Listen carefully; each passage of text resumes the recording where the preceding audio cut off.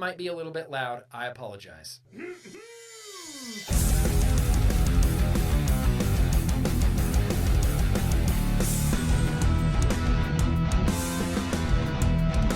Because Nick told me to. Yeah. Oh, hey!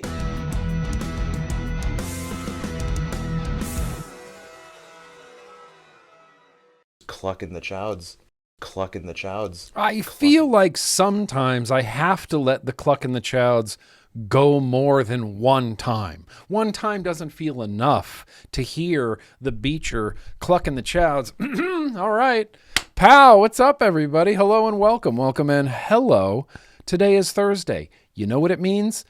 Gunny's here. Metal Morrissey's here. Ghost Nymph is here. Duty Doom, here. It's Mother Truckin' Vlog Day. That's why we're all here. We made it to another Thursday. Oh, sorry.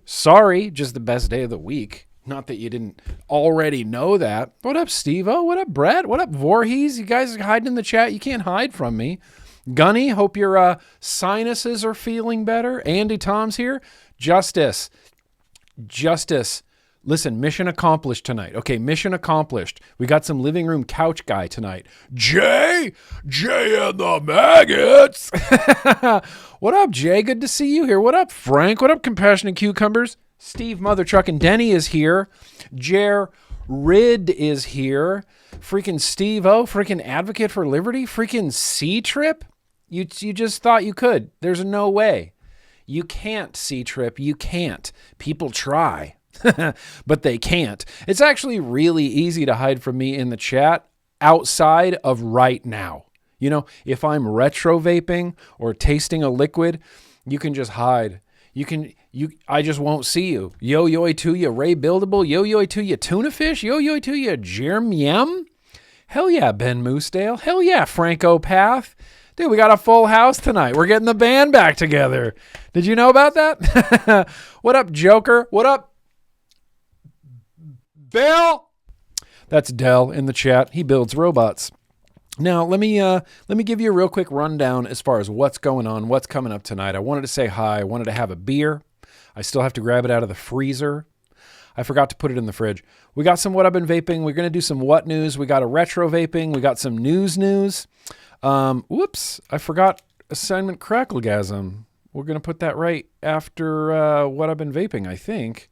Maybe we should put it before What I've Been Vaping. Dang, I completely left that segment off. What I've Been Vaping, Cracklegasm, What News, Retro Vaping, some news, some mail, some very random liquid tasting. We're going to wrap it up at the end with Ern's favorite Urnstagram Bands, and we're going to sing Happy Birthday in there. So if you have any happy birthday requests, throw them out there in the chat. Let me give you some few quick opening announcements right here. This vlog is actually dedicated to Kid Rock's cut off baby blue jorts. Yes, to Kid Rock's baby blue cut off jorts. Actually, no, this vlog is not dedicated to that. This vlog is actually tonight dedicated to Thomas Massey and Ro Khanna. You know, Thomas Massey and Ro Khanna. This vlog is dedicated to those patriots, Thomas Massey and Ro Khanna, by a mile. The hold screen was courtesy of Face Meat and his layover in Texas. And I wanted to point that out and thank the Face Meat for, understanding the true cinematic vision of the 5-minute hold screen. He gets it. He can spot a 5-minute hold screen. I just picture him and his wife and kid walking somewhere, and he's like, wait, you guys, this is a 5-minute hold screen, and just goes in full artistic mode and captures it for me. That I really can't, I appreciate that more than you realize. Did you guys hear about the Dow? Dow's up over 50,000. Crazy, right?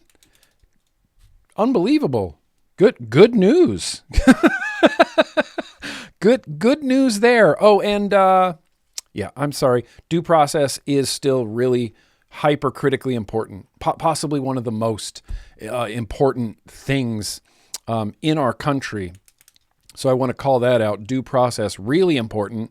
And then, the DAO. We already talked about that milestone. Did you hear about the DAO? Did you guys hear about the DAO? And if you would like to be included in the vlog scrolling names across the front of the vlog live stream, you can just sign up. It's pretty easy. You join my, for lack of a better term, it's a community, it's the yo-yo community. I do this all completely independently. And so if you'd like to join up, make a little monetary donation, you get to be part of a really cool group of people. You get to have your name on the, on the vlog scroll. We have we have a Discord server. We do hangs. It's really great. We do boosh boxes it's really great. I'll throw a link in the description if anybody's interested, but that's how you don't just support me and the things that I do on the internet, but really more important than that, you get your name. You get your name on the scroll, you get your name on the scroll. So yo-yo to my yo-yoys, and I'll have a link in the description to where you guys can check that out. But dude, I have to remember tonight. I need to remember tonight. Just occasionally, if anybody, I'm not asking anybody to spam the chat, but just remind me that we started the vlog early. I need to be reminded that we start at 3:30 now. So when I look at the clock and it's 6, I don't go, oh, dude, we've got plenty of time. No, that means you've already been streaming for like 3 hours, bro. So it might be time to start kind of trying to wind this beast down, slow this train down back into the station. So I just need to keep in mind, I have it written down that you started early. It says you started early just to keep me back, just to keep me a little bit on better track. Yeah, I had some Discord news in the What news, but I decided not to do it because it was so long of a response from Discord. But yeah, Discord's making some very unpopular decisions right now. I don't know if it's 100% thing that's going to be rolled out. And according to Discord, they say the vast majority of people won't need to do this. Only if someone interacts a lot or is part of any adult Discord servers, the prawn Discord servers that exist for some reason. There's not enough places on the internet to get prawn. So you have to go to a Discord server to get it. From what I understand, it's only going to affect those type of people.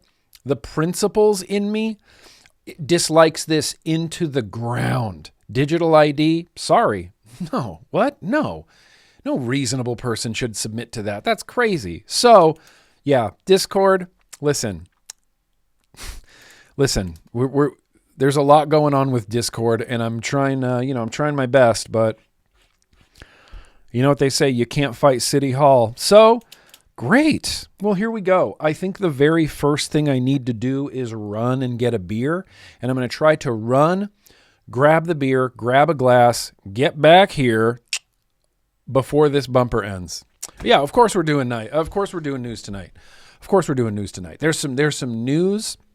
There's not just news, there's what news. Listen, this is going to be great. I have a feeling they'll consider vape discussion adult if YouTube is engaged. Yeah, but here's the thing. They don't get to decide that. The server creator decides whether their server is an 18 and over server or not. Discord can't decide unilaterally that our server has to be a 21 and over server because it's already a private server. Yeah, we need to protect kids on Discord, yet we haven't arrested anyone named in the Epstein files. That's crazy.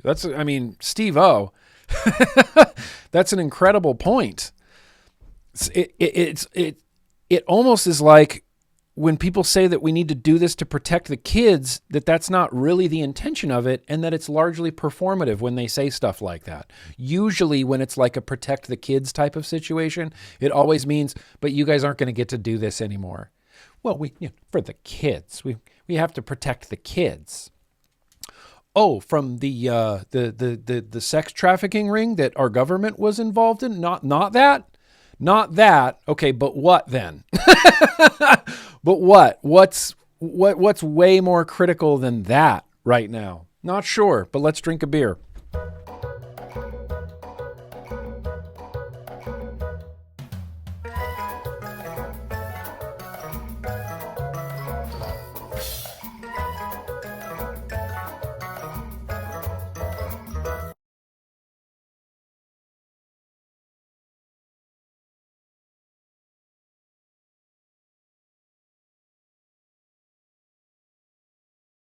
I knew I wasn't going to make it. I knew I wasn't going to make it. That's okay.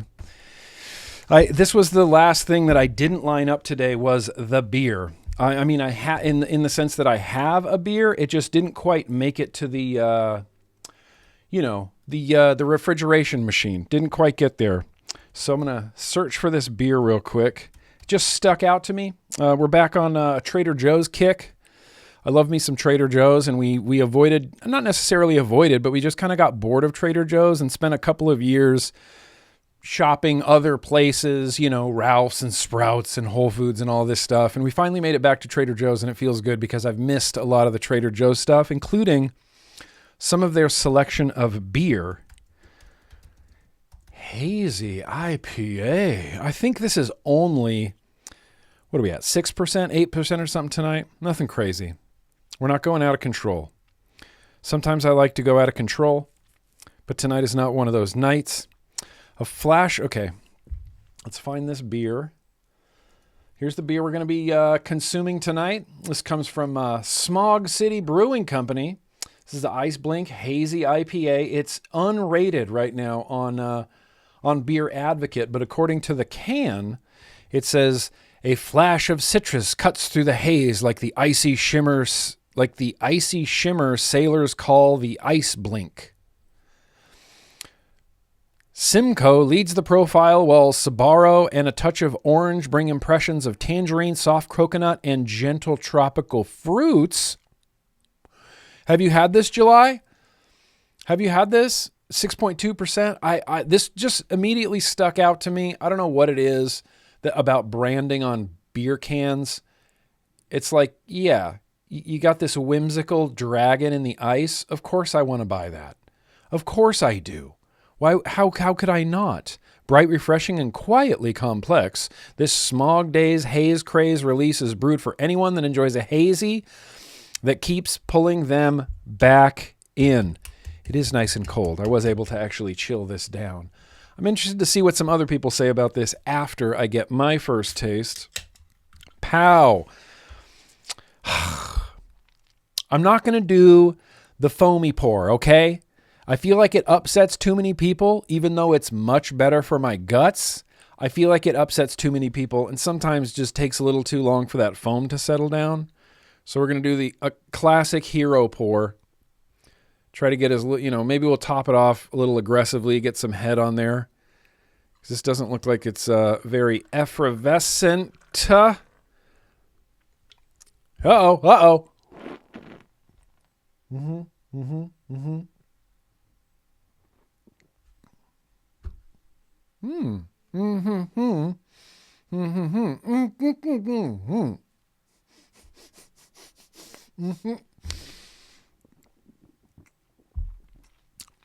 That is just going to turn into the giantest burp in the history of all burps. Swallowing down a mouthful of foam. There's nothing fun about that. There's nothing satisfying about that. It's just a mouthful of foam. All right. Well, look, we got a little bit of a head on there. Drink through it like a man. Cheers, you guys. I hope you got something delicious next to you. Could be something as simple as strawberries and cream Dr. Pepper. Cheers.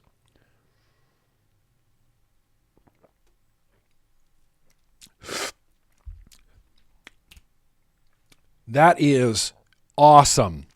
That is orange, strong orange peel, grapefruit, strong, like really sweet, citrusy flavors.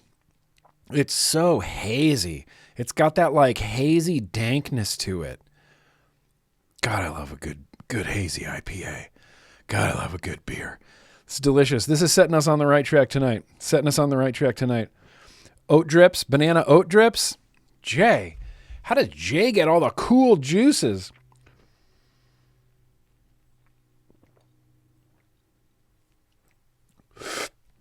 That's awesome. This is an awesome beer. Holy crap, this is delicious. This is not, I kind of refuse to believe that this is an IPA. Generally, IPAs, I used to not be an IPA guy, but essentially you guys, the audience, continually was sending me IPAs after IPA after IPA after IPA. And eventually it came to a point where I'm just like, okay, fine. I actually do like these just from like the sheer volume of IPAs I was forced to drink. This is not like a really piney IPA. It's not really a bitter IPA. It's got a huge mouthfeel. It's got a very clean finish, and it doesn't have any like an ounce of bitterness or that, what I always call it, that like jowls, the watering of the jowls. None of that. It's just delicious, citrusy, smooth, creamy, hazy IPA. Dang. This is double dang. I don't know what I can pair with this.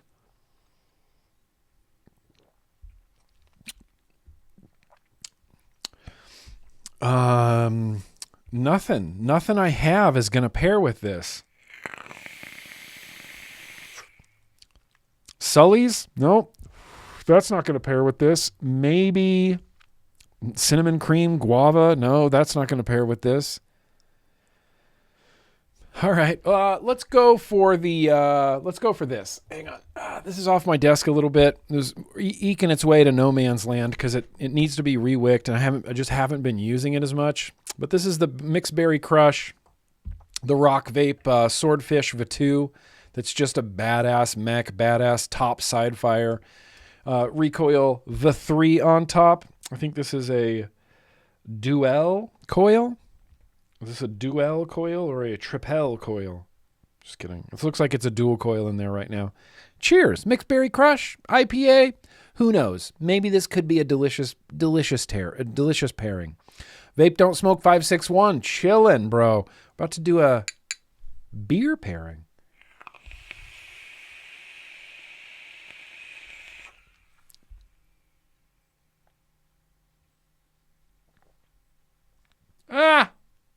It's not awesome, but it's not terrible. It is actually kind of terrible. It's actually not kind of awesome. I don't know what else to pair with this. Maybe I'm going to try Sully's, which is a cola flavor, but cola and beer I don't think is going to pair. I might have to write this date down as like the worst beer pairing. Where's the Scream Cream? Who has Scream Cream? Is it Living Room Couch Guy have Scream Cream? Someone has Scream Cream, and it's not me.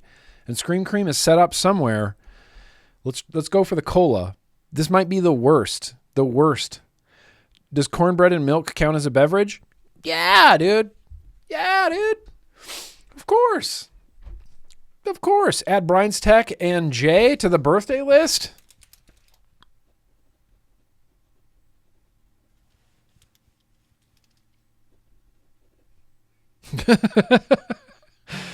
Yeah. Jay. All right. Well, let's try this again. Cola, cherry cola with a hazy IPA. I don't know. Maybe feels like I'm deliberately trying to do the worst beer pairing of all time.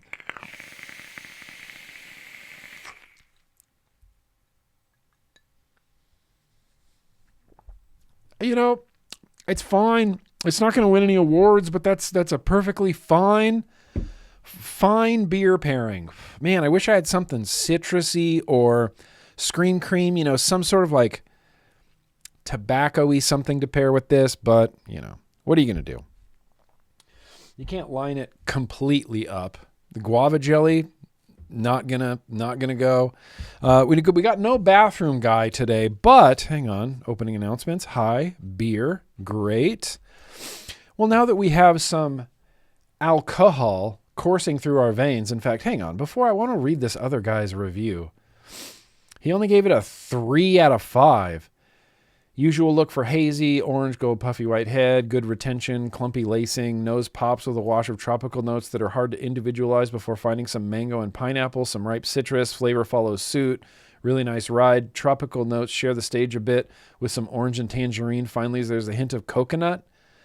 Mouthfeel is just right for the style. 3? That's like a glowing review, and he gave it a 3. Nice looking beer, not quite opaque. Yeah, both of these gave it like really good reviews, but they rated it at a 3 and a 4 respectively. That's interesting. I wonder what keeps people from rating things high enough, like too high.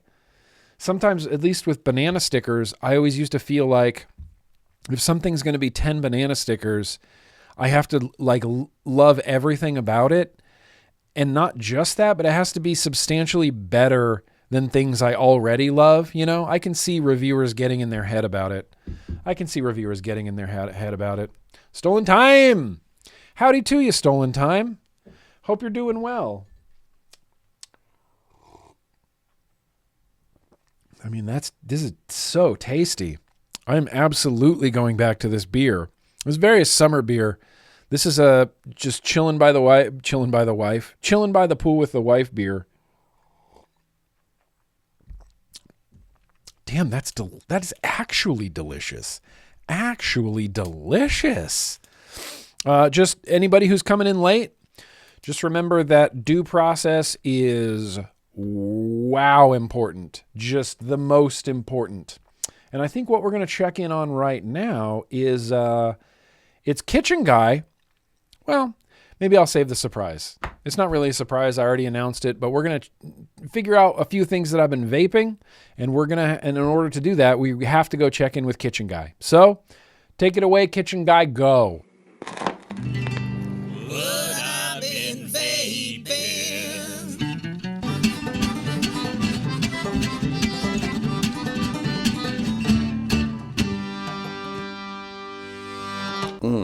All right. Hey. Good morning. It's Kitchen Guy. You know, I was out here doing some work, and I just figured, why not talk about some things I've been vaping? Hang on. There's no good place to put this fucking microphone. Like, I can't put it here because it just falls away from me. A hoodie and a clip-on microphone is the worst idea. So it's getting clipped to a spoon. It's the Hexome, you know? It's the purple single coil RDA, recoil RDA with Twisted Timmy's banana cream on the inside. This has just been getting mountains of use. That juice is so good, dude. Tons of use. Another thing, the Precisio GT on the mix has been getting crazy amounts of use. I've refilled this like 3 or 4 times. I feel like it's almost already in need of a rewick. I wish I knew the Precisio GT was good all those years ago, but apparently I'm an idiot. I've got the Vaperesso Vibe SE2 out here, which is going to get a review. That's been my daily banger, my daily driver. And the Whuut Argus, whatever version of the freaking Argus this is, the one with the clock. I sometimes get annoyed when Chinese companies overly brand their pods and put the full name of the full pod on there. But in this case, I don't know what Argus this is. It just says Argus. It's one of the 90 dozen Arguses that Whuut has released. Half-free, golden cotton. And I immediately stole this from Office Guy. This got built. This is the new Cephrin RBA from Early Bird, sitting inside a old school billet box. It's Golden Boy. It's a top airflow RBA. And that is kind of just blowing my mind. And I'm getting wicked crackle from it that immediately disappears as soon as the liquid goes a little bit dry. It only crackles when it's really super saturated. That wasn't it. I should have thinned the wicks.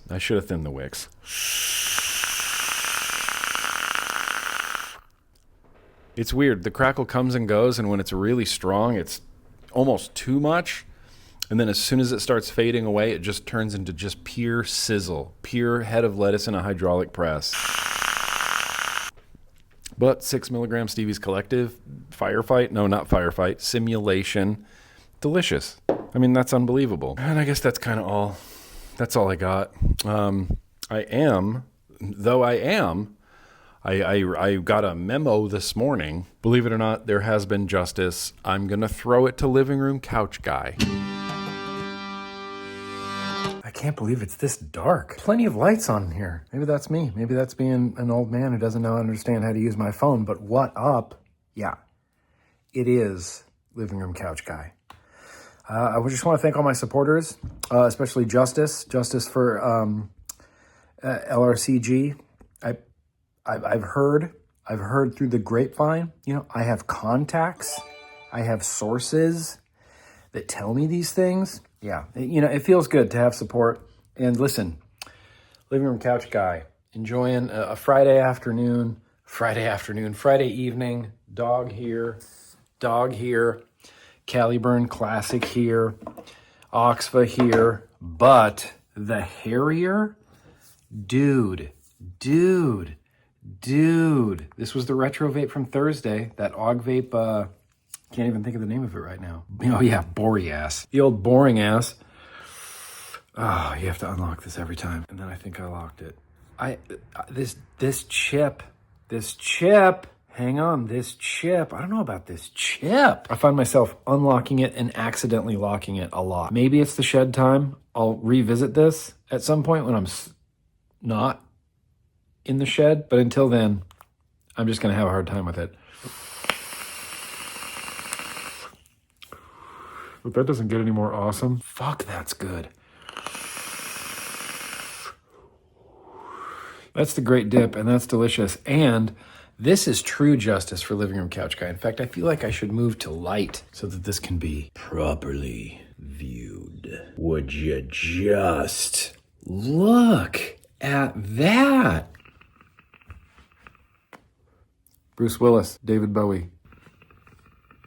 Dead Rabbit MTL RTA version 2. Big long stem. The stand is out here, and I love just laying on the couch, just even holding this and not doing anything. Sometimes it's in my mouth, sometimes it's not. Sometimes I'll just take a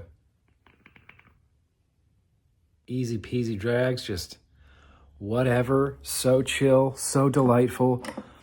I can't believe after 17 years now, by the way, being GrimmGreen, that there's a pipe that just arrived that still just ignites that 2009 vape nerd feeling where you're just like, this is awesome. It feels like I just discovered vaping all over again with this fucking pipe. I can't thank you enough. Stu, my God, you are an artisan. You are an artist and an artisan and a crafter of a fine purveyor of handcrafted. Look, I'll work on the thing. I'll work on the tagline, but Stu, seriously, that's amazing. I have a payday candy bar, so I'm going to eat that. I'm going to finish watching Beetlejuice, which right now I'm about halfway through, and I'm kind of like it's got some good moments, It's got some really great moments, and I genuinely laughed out loud at 2 spots. So I have some hope. It's pretty entertaining. I don't care for, the story's a little bit weird. It's like, okay, well, there's dead cops now, Sorry, spoilers, but it's like Willem Dafoe's in it, and he's a cop. He's like a afterlife cop. It's kind of, expanding, fleshing out the actual, Beetlejuice universe, which feels weird and modern, and I don't know. Maybe this is my old man yells at cloud, but I'm going to finish it up. And, hey, peace out from Living Room Couch Guy. I really do appreciate all the support, and I will try to make this happen more often. And until then, I got to throw it back to the guy who doesn't know when to call it a night. That's Office Guy. Take it away, Office Guy. Go. Oh, well, thank you so much for the kind words, Living Room Couch Guy. I hope you're enjoying that pipe all by yourself on the couch. Don't worry. He is. Don't worry. Don't even trip. He is. Just a little bit more yammering on to go here. Hey, Georgia. Hey, love you, Cyborg. Love you, Cyborg. As far as what I'm vaping in here, there's a Caliburn G4 Mini. There's a Cross 5 Nano. The white. I can't explain this. The white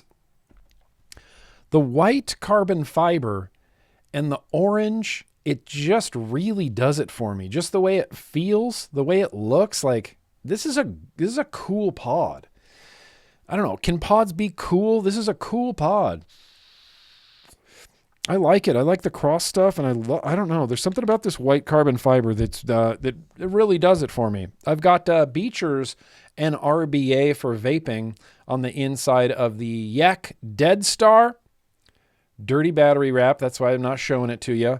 It's been pretty good. I went from a 3.5 millimeter to a 2.5 millimeter airflow in this, and now it's real restricted, real restricted. And it has like I'm trying to figure it out, but it has like a borderline squeechy sound to it.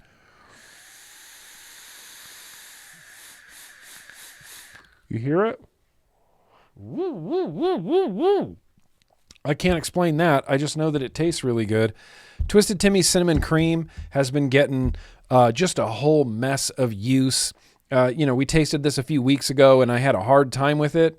But once I, lined it up, so to speak, and realized what this tastes like, it's delicious, dude. I can't get enough of it. It's Cinnamon Toast Crunch Milky. It's the milk from Cinnamon Toast Crunch cereal.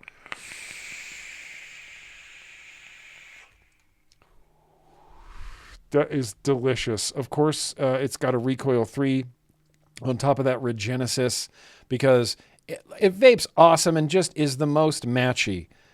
I can't believe how well those greens match. That's a rare thing to have. I mean, the Regenesis is a little bit more yellow. The Recoil is a little bit more on the blue side. Still is quite the matchy setup. Dude, I love that Yek Dead Star. I love it. I did a review for it. They're extraordinarily difficult to get, but it's possibly, I don't even know if I would say possibly. I think it's my favorite Boro device just ever.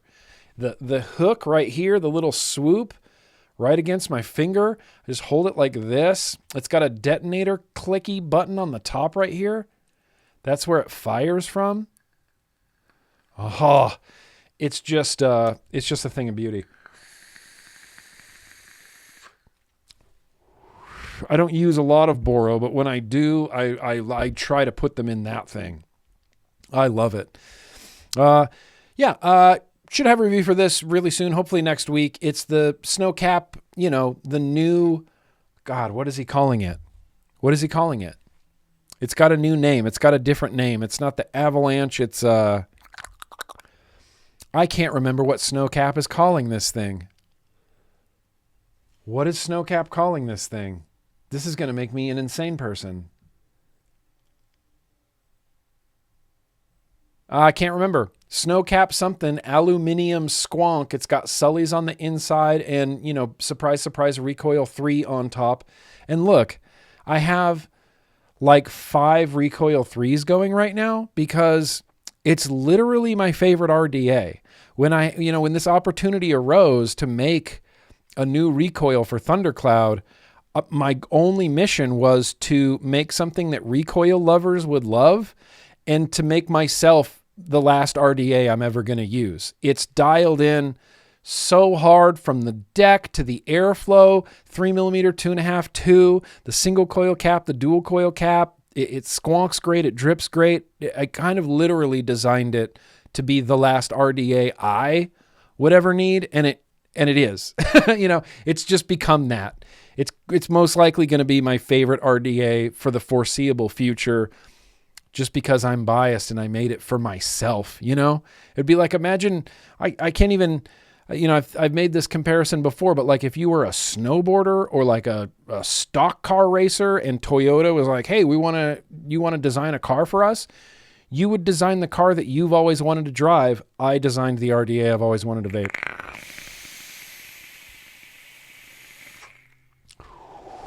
That's Sully's.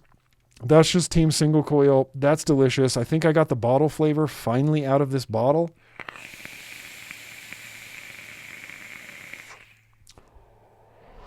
Busting.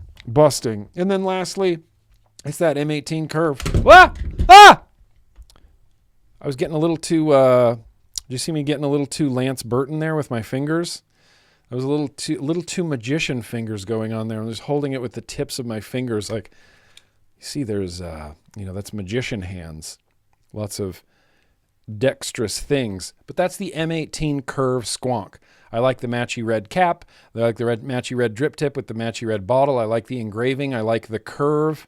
Hold it like this. 3 milligram guava jellies on the inside. Out. Get out of here. It's delicious.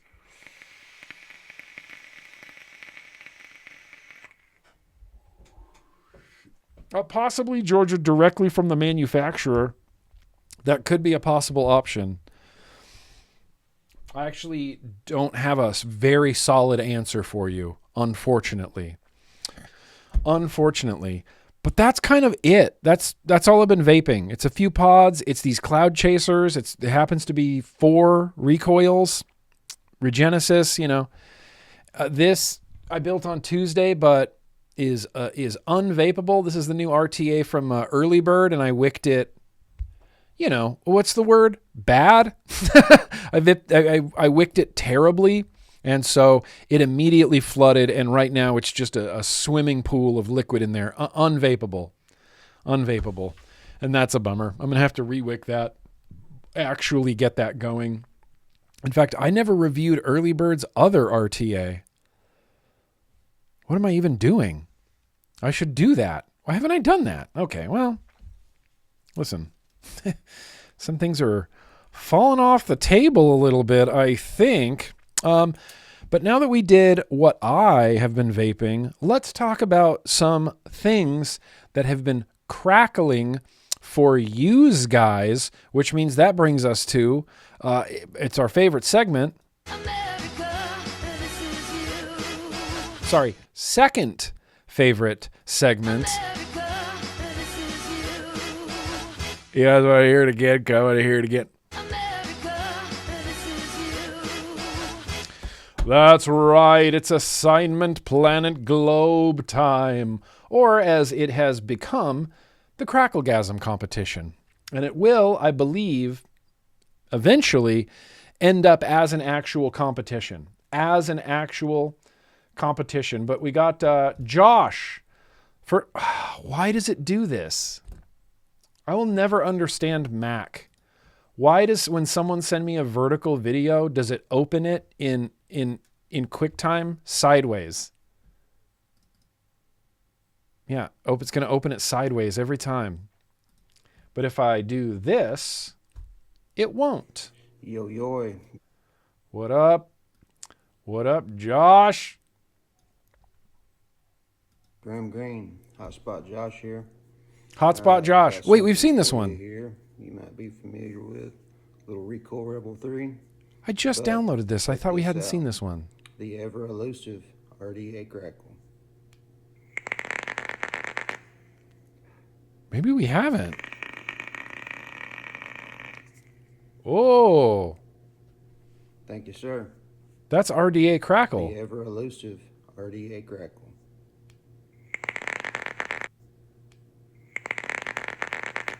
That's a good RDA Crackle. Oh, yeah, hang on. I just don't want to blow your eardrums off for the headphone users.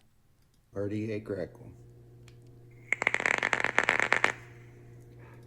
The ever elusive RDA Crackle. That is legit. It's new? Okay. Josh. That's a good RDA Crackle, and he vapes through it. I want to vape that so bad.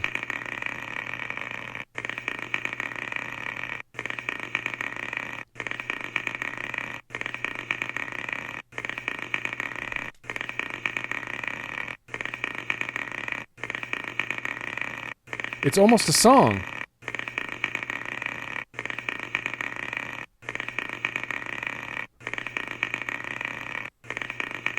This is good RDA Crackle. Josh. Hotspot Josh. Thank you, sir. You are welcome. Thank you. That's a dual coil build? Josh, how? I mean, that sounds like it's in a Boro.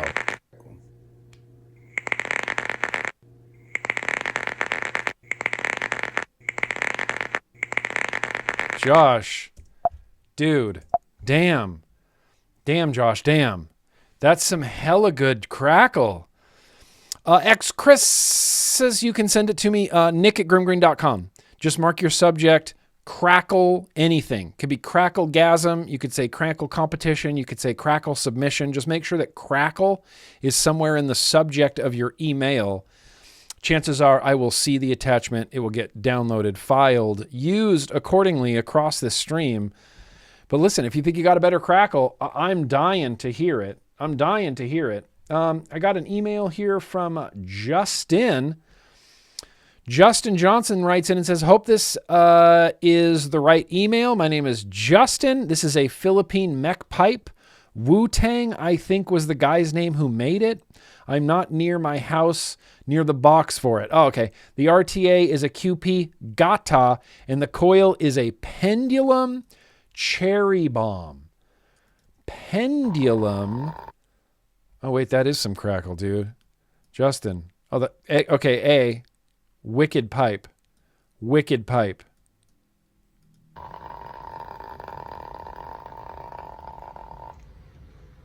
Just vaping through it. That's a good crackle, though. That's kind of the crackle that I get from my pipe, my dead rabbit pipe. That's a satisfying crackle. It's consistent. And throughout, it never doesn't taper off. Yeah, same, Chris. I like that deep, rumbly, the rumbly crackle. Justin, this is a good crackle. That's a good crackle and a cool pipe, bro. Good crackle, cool pipe, Justin. Let's hear it one more time.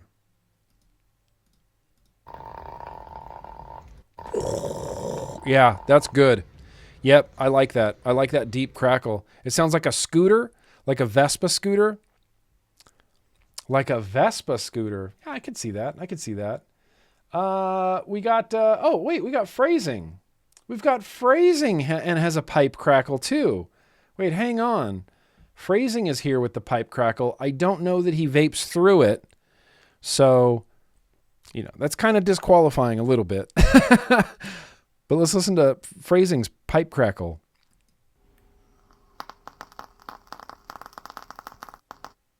Yeah.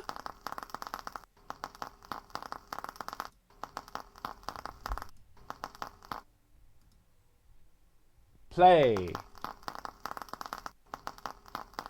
It's a pretty good crackle. This is one of those crackles, Phrasing. Cool pipe, cool setup, dead rabbit, slaps. You need a much longer pipe stem though, bro. And this is one of those crackles that it doesn't... Hang on.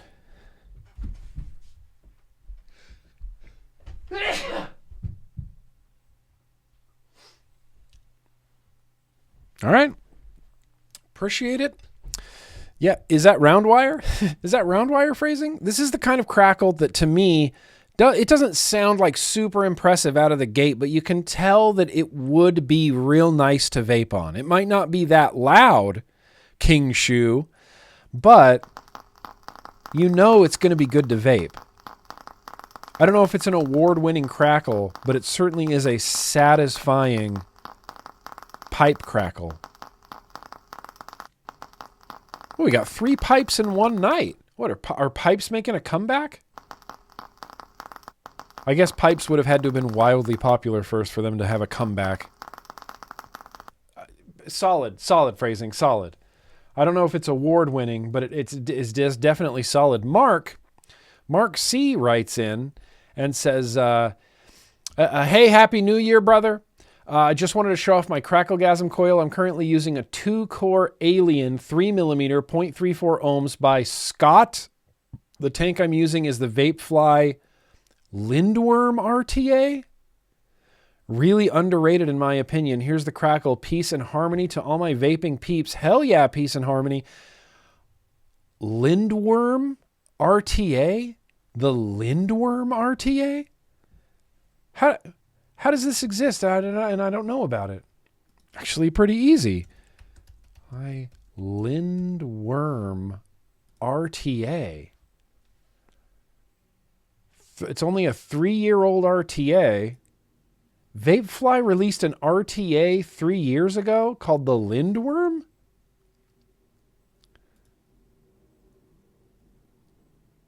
This is true facts. This is I can't show you this exactly. Lindworm. The Lindworm RDA. Well, in honor of the Lindworm, we're just going to plug the Lindworm into the MTVD logo. Boop. Turn that up to 50 watts. Get some crackle going ourselves. All right, let's check in on this Lindworm RDA. RTA, rather. Yep, you're going to load sideways too? I had a feeling. All right, Lindworm, hang on. Mark.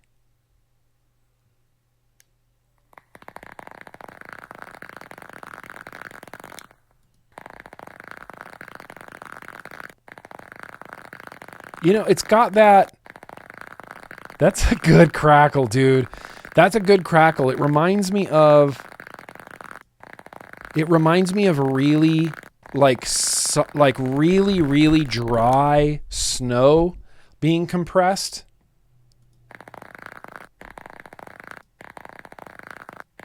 Like you're walking through the snow. Kind of okay RTA.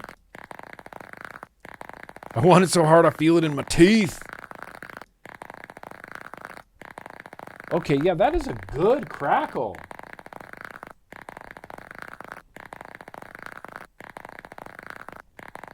Good. This is good crackle, Mark. It gives me crunchy snow vibes.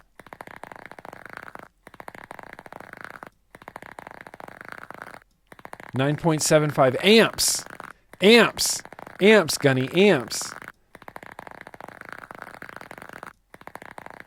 I don't know if it's even possible to vape at 9 volts. Mark, this is a good crackle. That is a crunchy snow crackle. That is a crunchy snow crackle. And I think the last one I have, so far Hotspot Josh is winning the night. But to be fair, we have not heard from Kevin. Kevin! We have not heard from Kevin. This is old Kevin H. Let's hear from Kevin.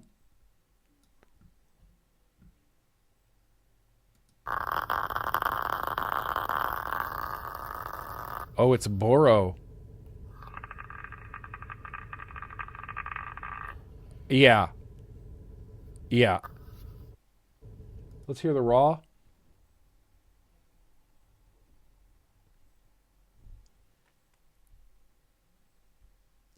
Is it just silent now, or is that just me? The crackle by itself.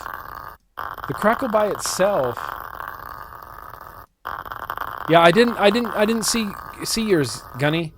I haven't got to the newest of the new just yet. But I'll get you there, Gunny. I'll get you there. You and DJ Smoke Free, I believe, have both sent some in. That crackle doesn't sound as impressive. It only sounds impressive when he vapes through it. That kind of sounds like scraping a rock, scraping rocks together.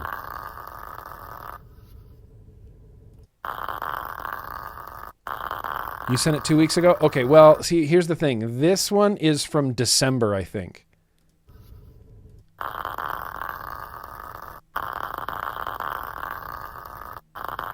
That crackle, not as impressive as when he vapes it. When you vape this, Kev, that's the crackle.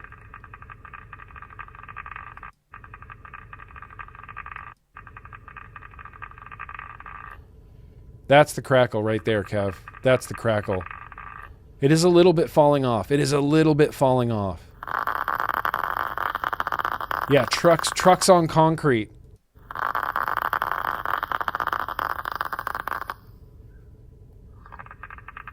God, but the vape through is so good. The vape through is so good. The old rock slide crackle. I don't know that dance.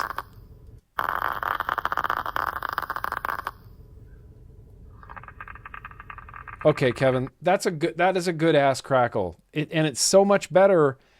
I wish I could have seen Phrasing vape through his, and I would have liked to have seen Justin's without the vape through. But I think tonight, Yo, GrimmGreen. I think it's got to be Hotspot Josh tonight. Got something for That you RDA here crackle. you might be familiar with. Little Recoil Rebel 3. But check this out.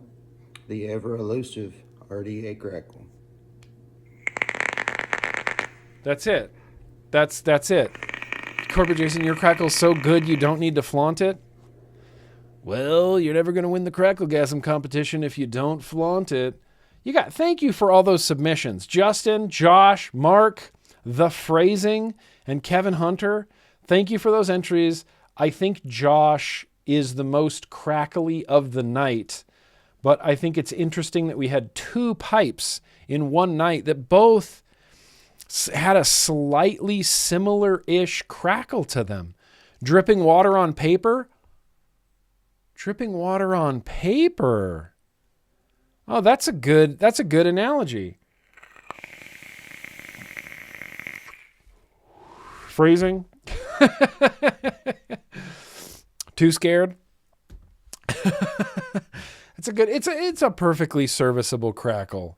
Yeah, exactly. Nothing but respect for all crackle as it's not cigarettes. Damn right, Ben. You got some yo-yo tendencies in you, don't you? Nothing but respect for the crackle as it's not a cigarette. Well, congratulations, Hotspot Josh. You don't actually win anything other than street cred points, Street cred points. Now, in the future, anybody asks me about Hotspot Josh, I'll be like, that guy's got a hell of a crackle. You can't say otherwise. Street cred right there. Street cred. All right. Well, Swazzy's back. And so I think we can move forward, if I may, into some... Wait. Nope. I've skipped this a few weeks in a row. We have to get... I ran across some crackle on Instagram. I ran across some Insta-crackle, dude. This is, I think this is the Vaping Jester. Yeah, this is a Vaping Jester. This was just like in my For You page. I don't think I follow Vaping Lester or this person. Oh, well, they got a clip of me on their account. What's going on here? You guys are clipping me? I don't even know about it. Oh, yeah.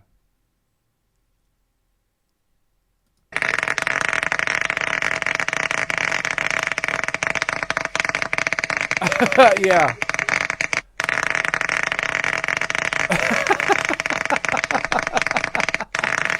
All right, I'm going to have to go back and comment on that. But look at this, dude. Vaping Lester. Vaping Jester? Okay, maybe it's not Vaping Lester. Okay, I just want to make... Yeah, okay, Vaping Jester. I'm sorry for calling you Lester so many times. This is some Delro Boro crackle.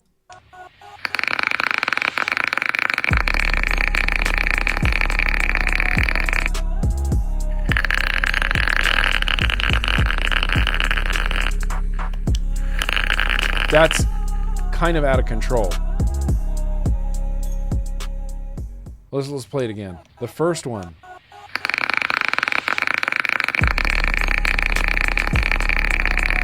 Yeah. That's some legit crackle, bro. And I don't know this person. This was literally just on my For You page. If I see crackle and it's real good, I'll just bookmark it. I'll just bookmark the crackle so that we can come back to it. It is. Do you see all the little tiny O's coming out of the drip tip? That's cool as hell. That's good. That's awesome. Is that AI crackle? No, it can't possibly be AI crackle. It sounds too authentic.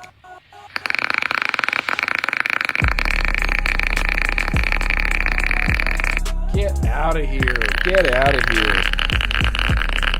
Vape and Jester. That's goofy. That's goofy levels of crackle. That is high quality, top tier crackle. And the addition, the artistic interpretation to sort of jettison your little O-rings, coming out of your drip tip there all over that's cool.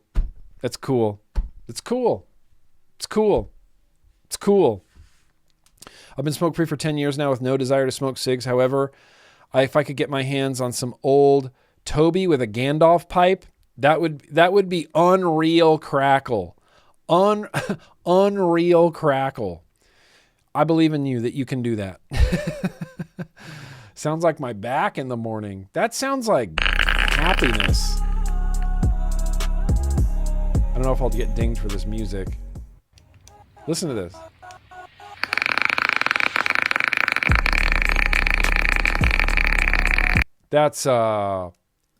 That's too much. That's too much Vape and Jester. Hell yeah. Okay. I'm glad I didn't forget the Vape and Jester this week. I'm glad I didn't forget the Oh, and wait. I have one more video I need to share. I don't know how old this is.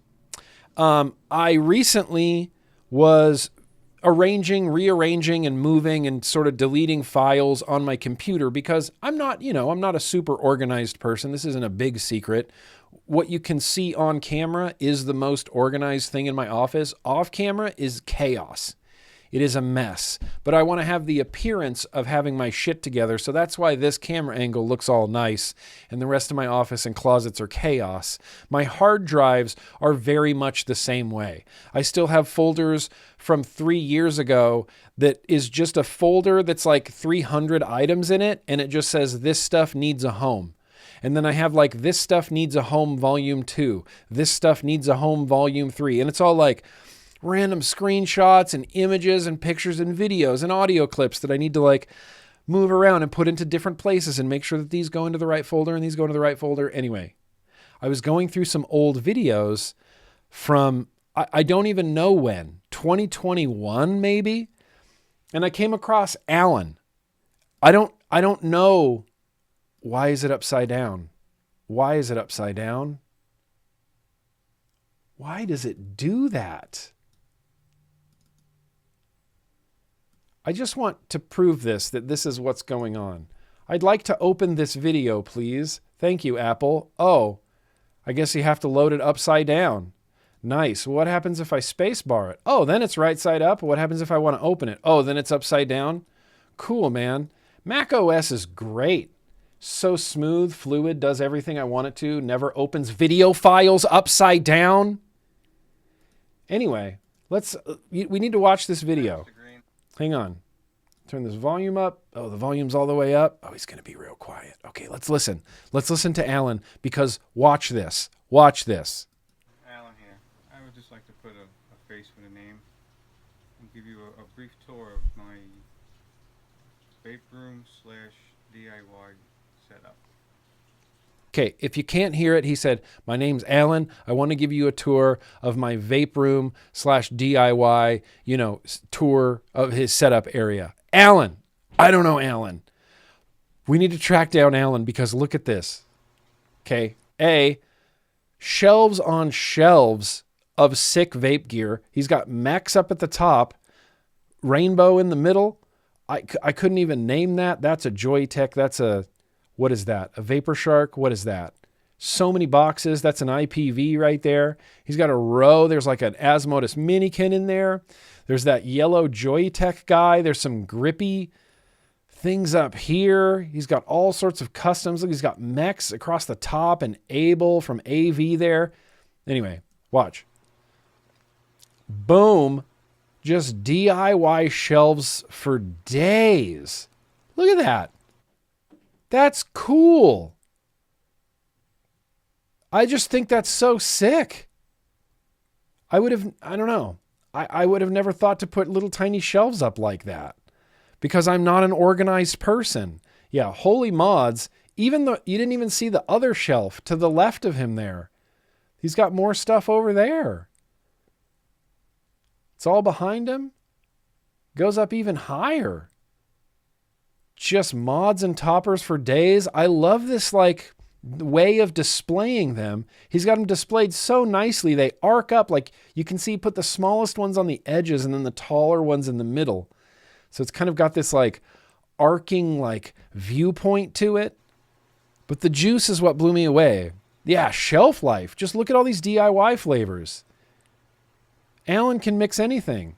And there's a signed Dale Earnhardt, just in case you didn't see that right there. And he's got a Dale Earnhardt statue, like figure, on his desk. I don't know if you saw that street cred.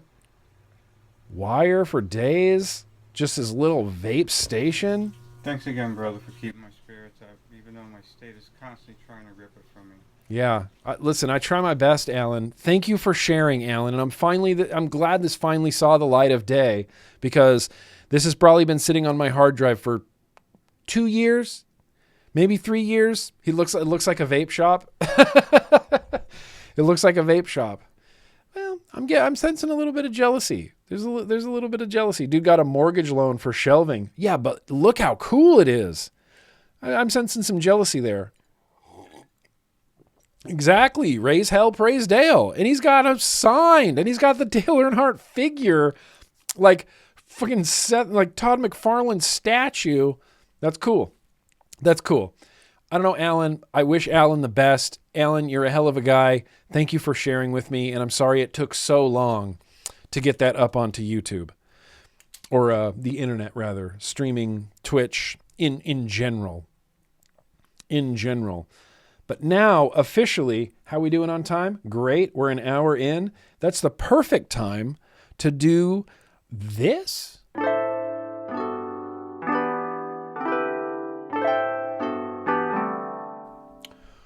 It's time for a little bit of what news. I think I'm going to do a full Instagram reel for this, but have you seen this headline being passed around the internet? This is all over social media. I've seen it on Twitter and I've seen it on Instagram. I saw it on Facebook. I've seen it in Instagram reels. And this is the problem with the internet, in my opinion, in general now, across all social media, is you can just take a picture, put some words and graphic underneath it, and just put news and just say whatever you want. You don't ever need to link to any actual studies. You never need to link to any actual science. You never need to link to any subject matter experts or doctors or people who know what they're talking about. You just say stuff on the internet like this. Research finds you can quit smoking if you spend 3 days in a sauna sweating out nicotine, making it much easier to stop. Yeah. I mean, yes, this will work. Of course this will work. You can spend 3 days in a sauna and sweat out all your nicotine, and it'll make it much easier to quit. Yes, this works, because if you spend 3 days in a sauna, you'll die. You'll be dead. You won't be able to smoke cigarettes because you will be a corpse on the ground of a sauna.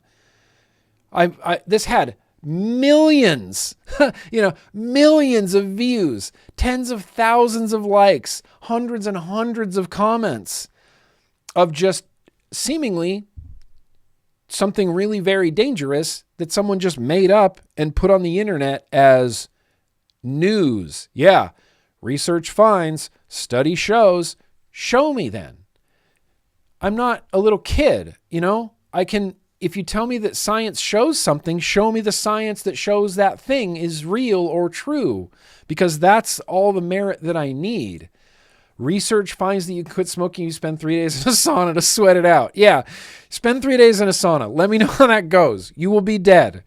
You will be a soggy, well-hydrated corpse laying on the ground of a sauna. And you'll probably stink like nicotine because it's all coming out of your skin. If you're a cigarette smoker, all the tar comes out of your skin constantly. Good Lord. Can't piss, but I'm nicotine free. Yeah. I spent 3 days in a sauna. I died, but was really easy, really able to quit smoking cigarettes. Oh, it was so great. Be skeptical of all things that you see on the internet, especially... hang on. This even had like a little blurb underneath it. Yeah. Studies suggest What was that, Steve-O? Studies suggest that quit smoking journey, the heat can reduce stress, calm irritability, and improve sleep quality, all factors that make nicotine cravings harder to resist. Please note, this is not intended as medical advice. Yeah, no shit. Because you'll die.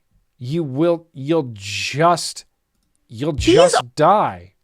There's no way around it. So please don't follow any medical advice on the internet. And I say that knowing full well that I try to tell people about science and medical things on the internet.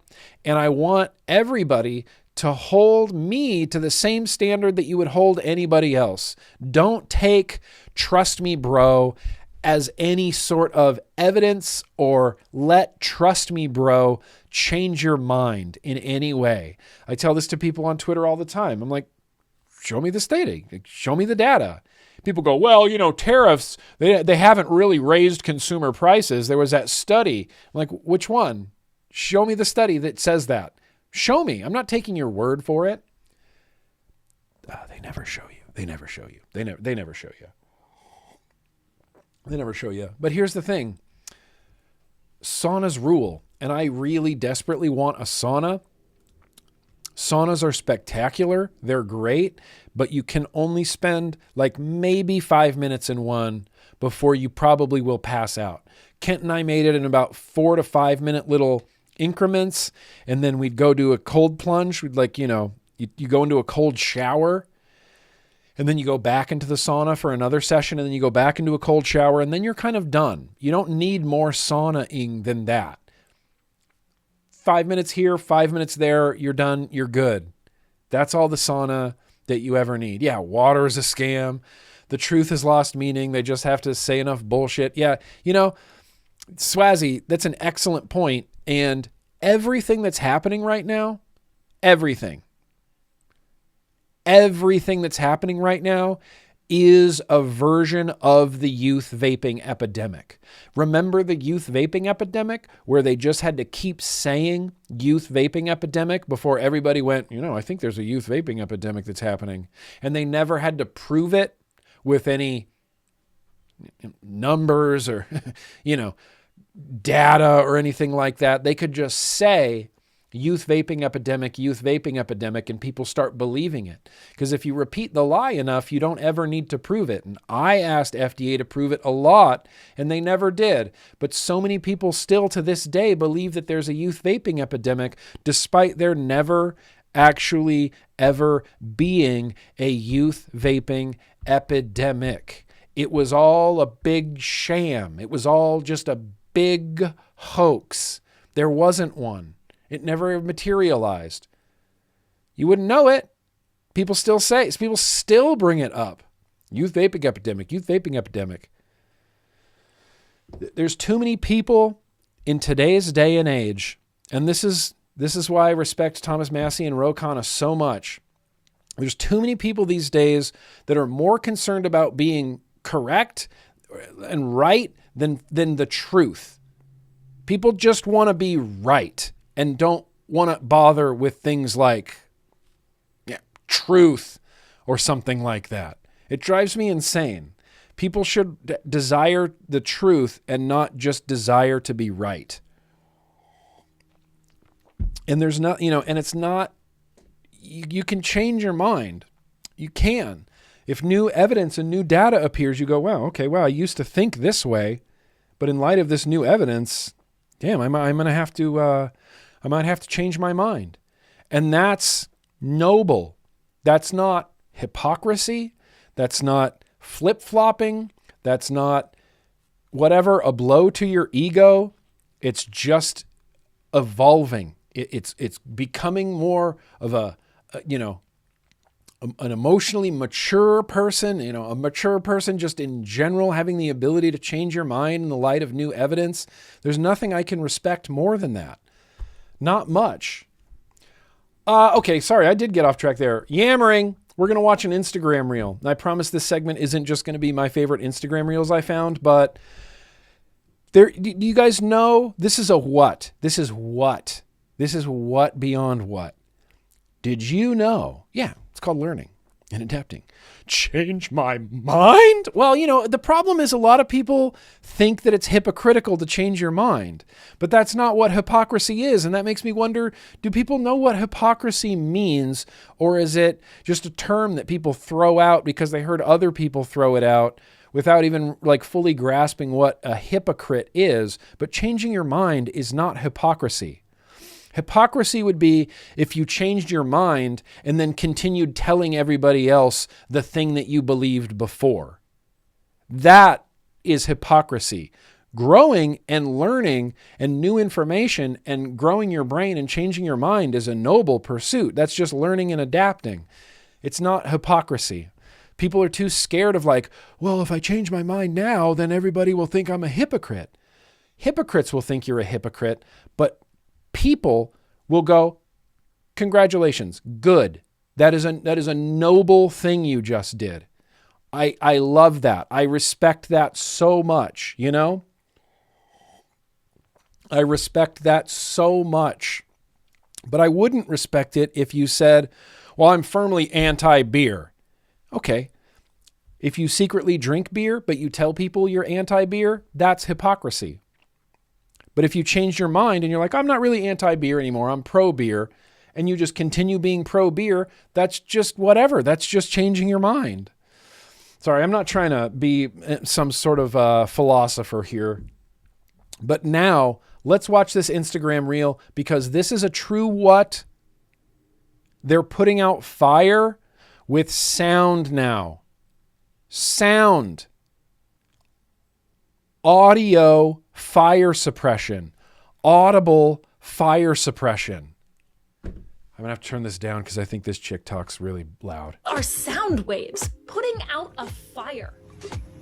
And they're being used to protect homes. Fire needs 3 ingredients: fuel, heat, oxygen. And sound waves are really just pressure waves in the air. And they can disrupt fire by pushing and pulling the oxygen molecules away Science! from fuel, depriving it of that last ingredient. People have already made really cool fire extinguishers using this science. But this team is working on scaling up that tech without making it really loud. They're focusing on lower frequency sound waves that travel farther and can't be heard by humans or pets. In addition to the system for homes, they're working on a backpack version for firefighters. If you need more optimistic science and tech stories, follow along.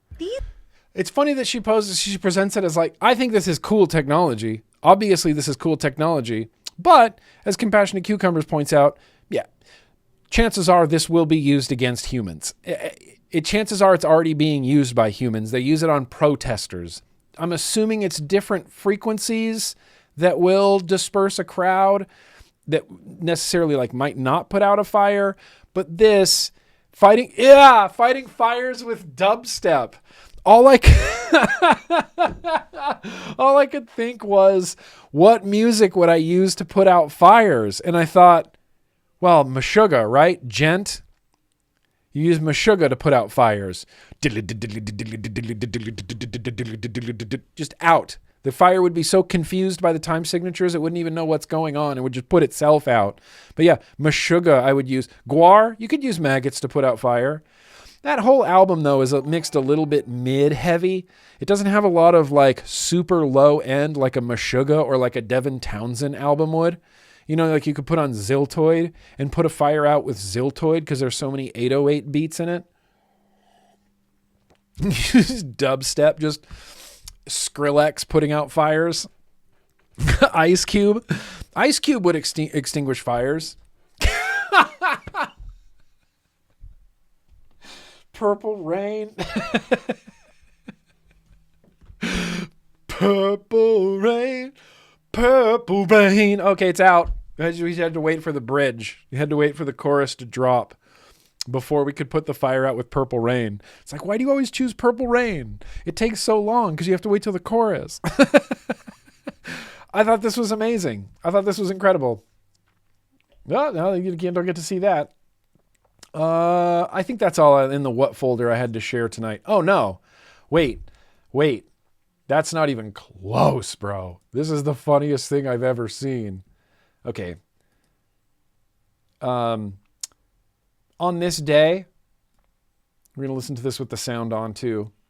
On this day in 1993, the late Layne Staley of Alice in Chains saw a man in the crowd giving Nazi salutes. So Layne Staley invited this man on stage and then proceeded to punch him in the face. And I just like watching this. Like, oh yeah, dude, come on stage. Come on stage, bro. Get up here. It just punches him in the face. Let's just all watch this Nazi getting punched one more time. It's kind of a weak little punch though, wasn't it? Now that I watch it again. He kind of had his hand turned a weird way. I'm still glad it happened. Fight fire with fire? Ugh. What about Alice in Chains?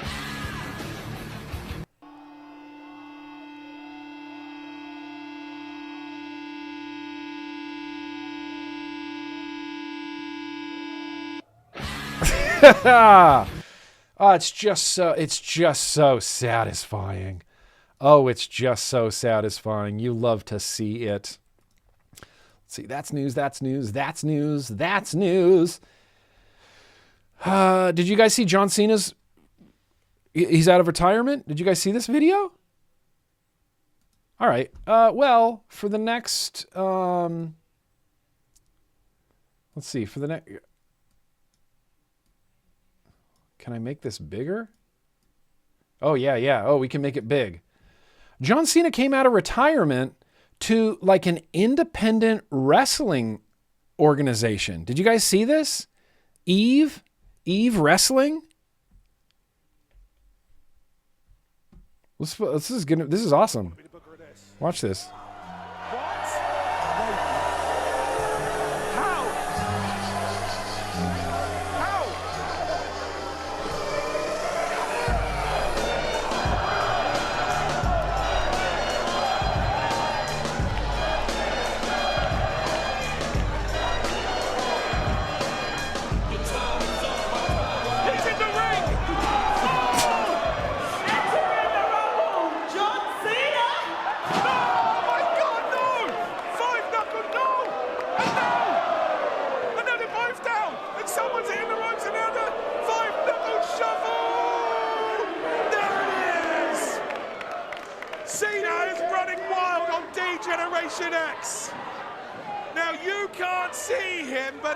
Oh, super kick to the face.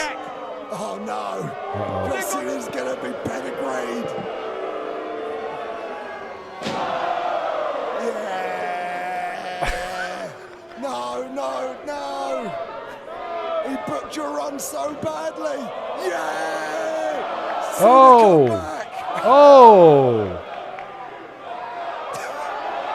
Just tosses them both out of the ring.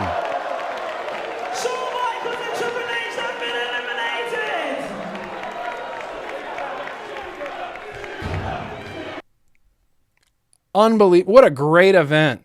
What a great match. What a cool match. Honestly, that's genius. That's genius. John Cena is invisible. You can't see him. He comes to the... That's genius. I don't have to explain the joke. That's genius. John Cena really follows you on Twitter? That was just something that brought a smile to my face. I think that's all. I think that's all I got for what news. Let me just make sure. Yep. I think that's all. I got for what news this week.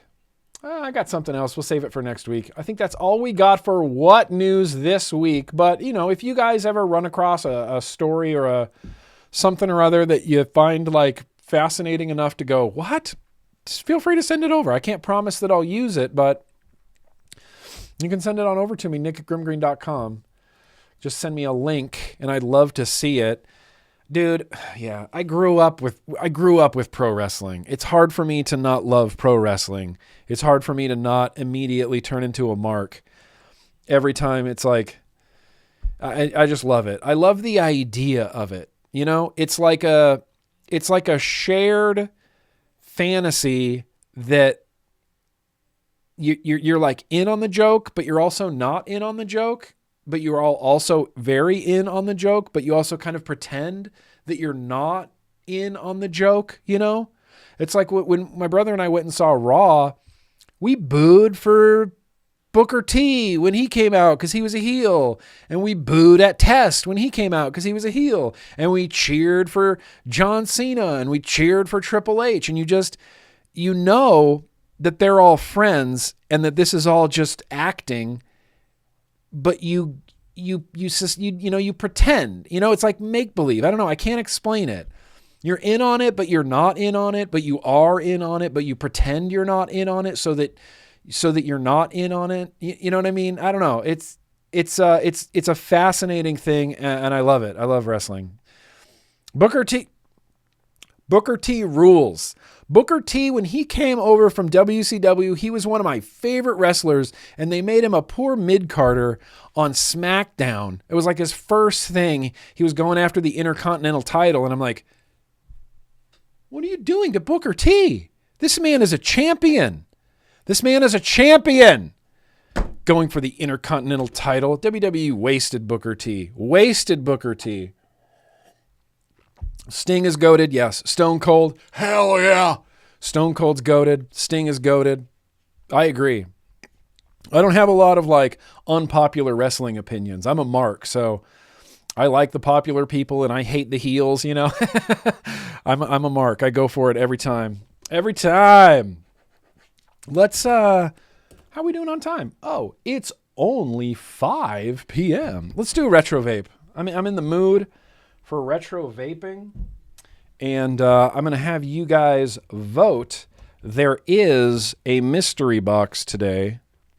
And so I'm going to put a poll in the chat so we can accomplish this here retro vapins. But let's see, what's this? Oh, that's still going? Okay, great. New poll.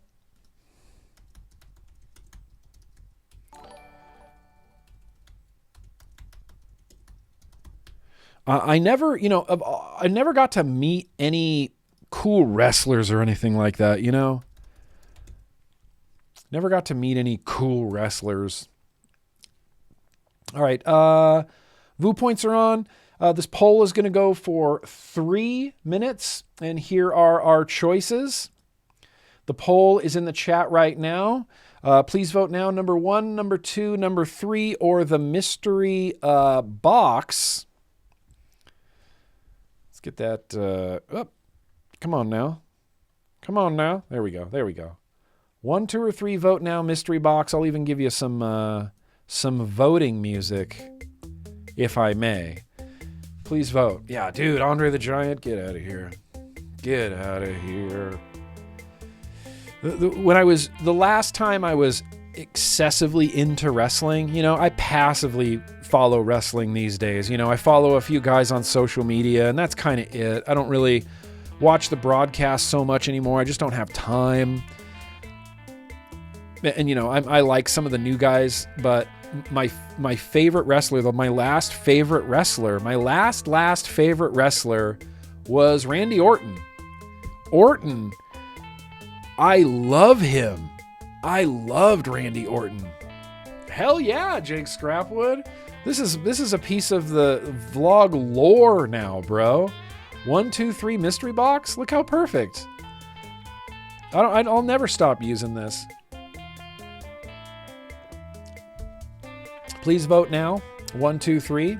Let's view these results here. Oh, okay. Well, the mystery box is pulling ahead. Is it because this one's dirty? This one, I don't know. I'm somewhat thankful people aren't choosing that one. That one would be the end of the vlog. That would take me the whole rest of the stream to finish. Bagwell came through a drive-thru when you worked at McDonald's? Get out of here. You got to meet Buff Bagwell? Guerrero? If you're talking about Eddie Guerrero, legend. What a legend. Your son had a photo op with The Undertaker? I'd love to meet The Undertaker. I'd love to meet Foley. I'd love to meet Stone Cold. You got to meet Mick Foley at a comic book convention. Dude, street cred for days right there. Mick Foley is, I mean, if I say legend, it's Mick Foley to the bone. Mick Foley's book is one of the only books I've ever like read multiple times in my life just because I don't know, I liked it so much. I respected Mick Foley so much. Rey Mysterio, Booyaka Booyaka, 619, Booyaka Booyaka, Rey Mysterio. Dude, yeah, all the luchadors. All the luchadors. I liked Conan. I liked Ray. Loved Eddie Guerrero. Love me some Eddie Guerrero.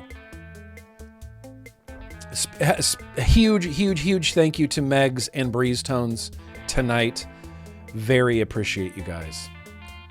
Weekends at your grandparents. First the 700 Club, then wrestling. 700 Club still on the air? Barry Wyatt. CM Punk, yeah, you know, I like CM Punk fine enough. Oh, we're going with the mystery box tonight. All right. Not horribly surprised by this information, but we'll make do the best we can. Which means let's pause this. Let's get into some lo-fi chilled beats while I try to build this.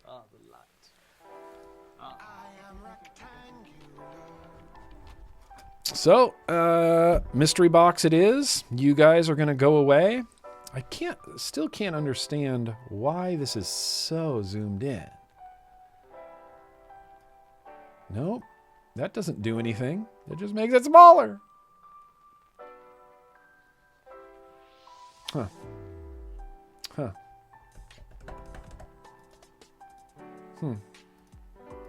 I don't know. It's usually not that zoomed in, but here's what we got in the mystery box. I think this is a dripper.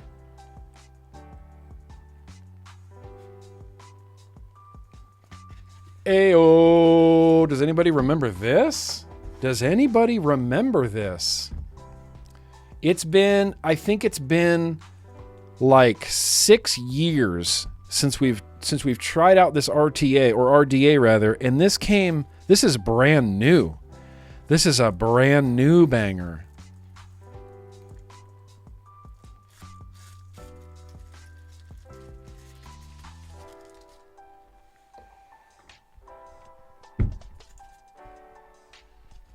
Oops.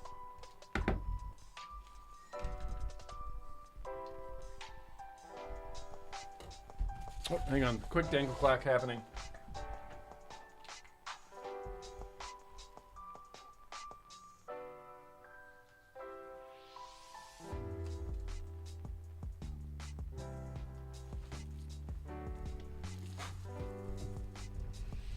Oops. Man. Well, that was stupid.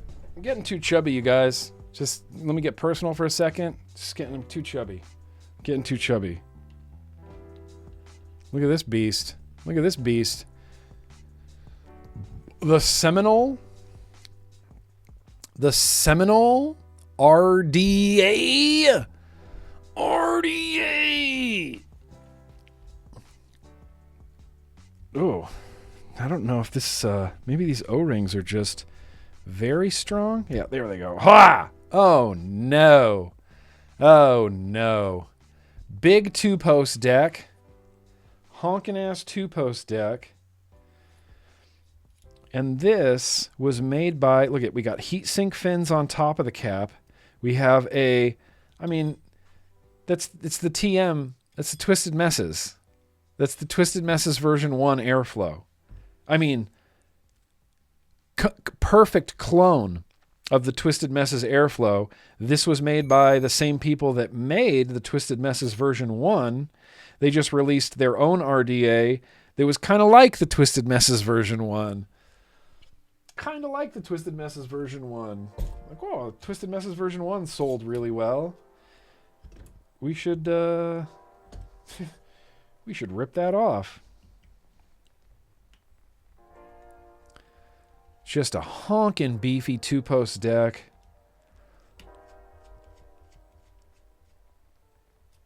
I'm gonna grab some, hang on.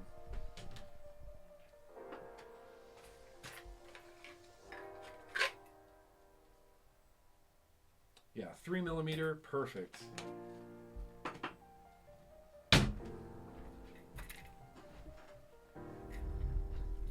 This is what we're going to use. I've got a bunch of these from Thundercloud, 3-core Clapton coils, 26 gauge, 38 gauge, 3 millimeter ID, 0.2 Boosh.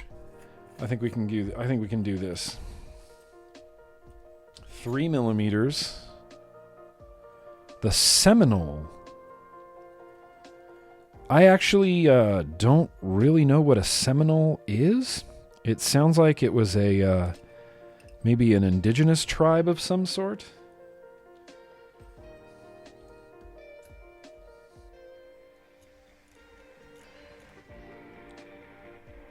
Sure.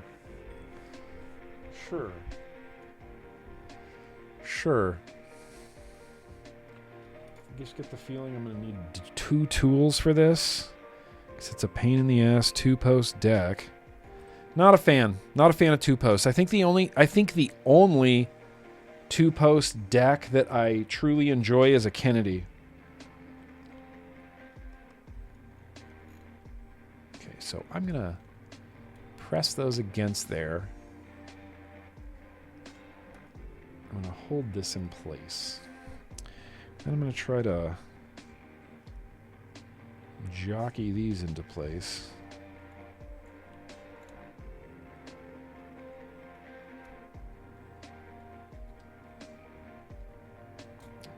Okay, that's not going to work, obviously.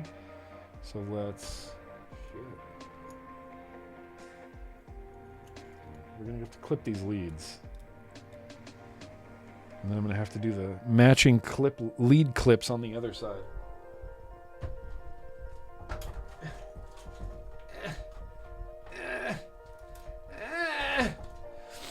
Seminole, adjective strongly influencing later developments. Yes, but is it spelled Seminole? Seminole.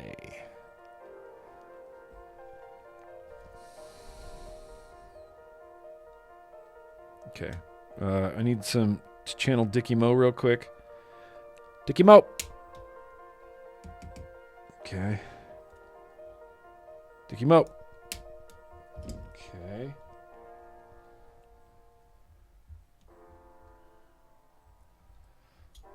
Now, I'm going to do this little handy dandy thing where I'm going to clip both leads to the leads I just trimmed. Front one's trimmed, second one is not, so I'm going to try to line these all up. Get them trimmed to the same length.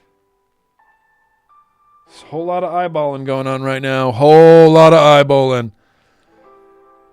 Dig him up.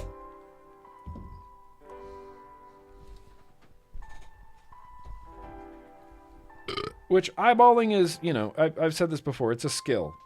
It's a skill. It can be... Dig him up. It can be trained, you know, like playing the piano.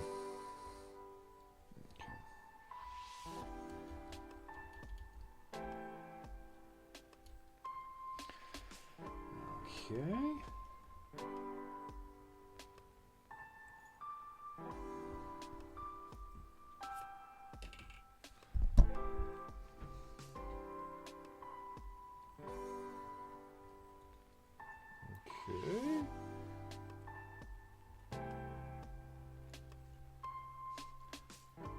Try to hold this in place the best way I can. Ah! Oh, I think I lost one. Well, maybe not.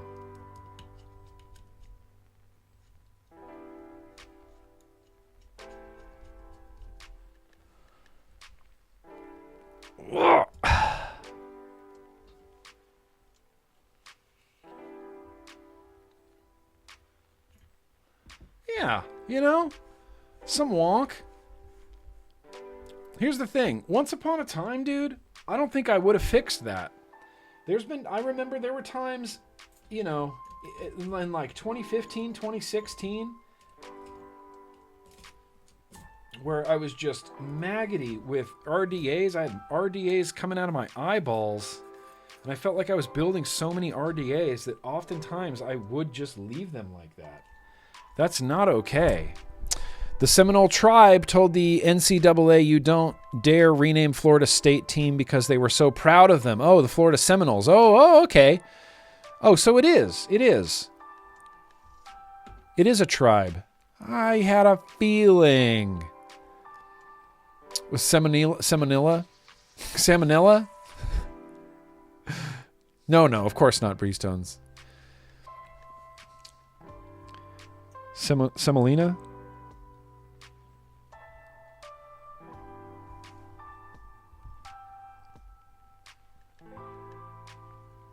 Okay, I'm going to try to get this as wonk free as possible. That side's looking pretty good. This side's looking less good.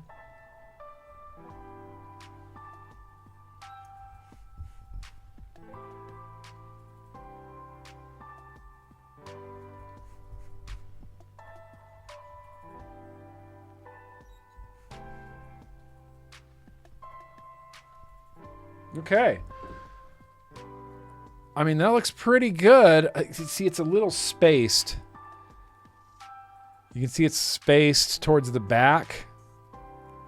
Less spaced in the front. That's literally just because the coil doesn't quite span the distance between the screws. And so the leads are kind of being pulled apart just a little bit. It happens on both sides. It happens on both sides. From this angle, you can't really tell, I suppose. But it is a little bit spaced out.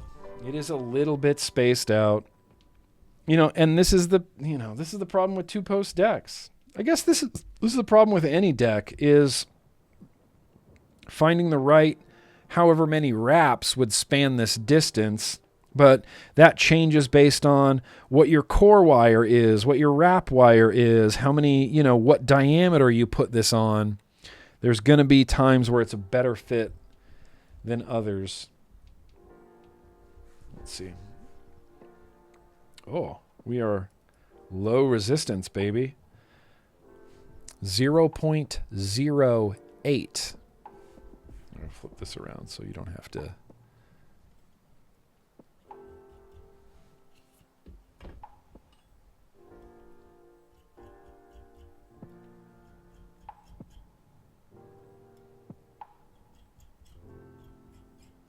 Whoa, hot spot.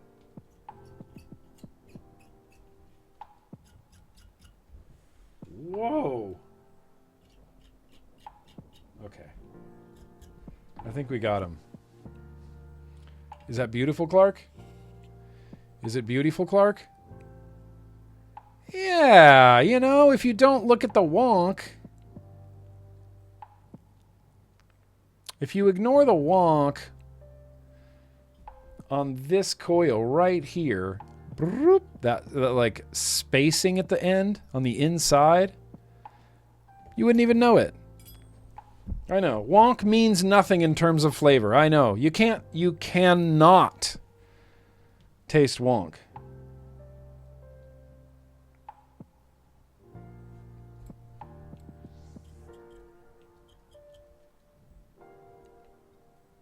That front coil's just heating up a lot faster. It's probably because of the wonk. It's probably because of the wonk, now that I think about it.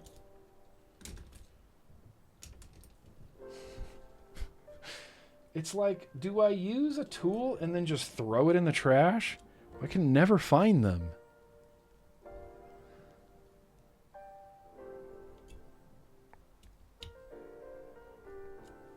Okay.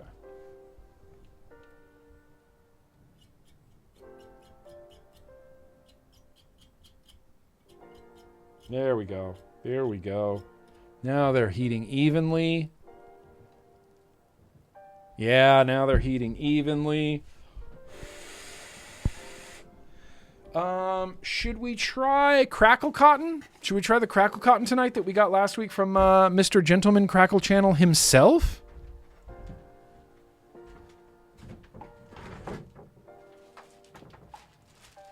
you guys hear about the Dow? Did you guys hear about the Dow?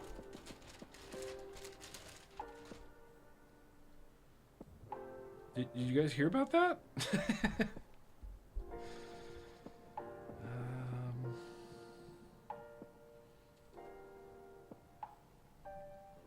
I'm still new to this cotton, so you're gonna have to forgive me. But there is a wad of cotton.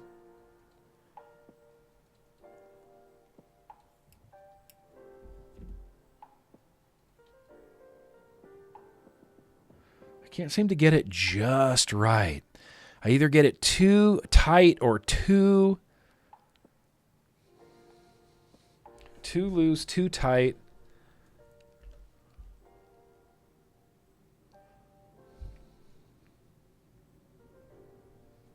And I keep trying like like a Scottish roll type of method with this.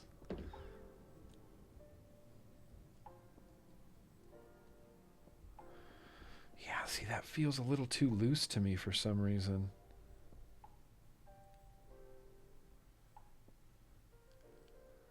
And I realize, phrasing, I know you're watching the replay. I apologize. Literally, straight up apologize for that much cotton in one coil.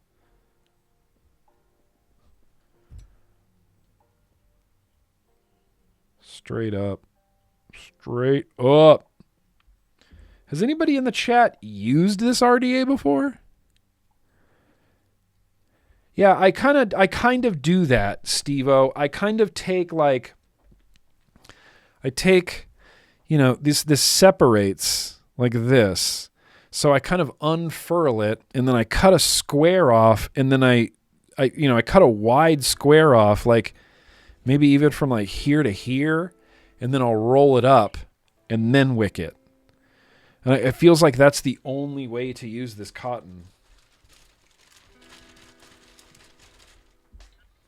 I mean, he sent me a metric fuck ton of it, so it must be, readily available, fairly easy to get, right? Just gonna go to the edge of the deck, right? Phrasing is watching in his sleep, yeah. Well, you never know. He might be awake for a midnight hot chocolate, which sounds like, honestly, the most delightful thing I could imagine doing.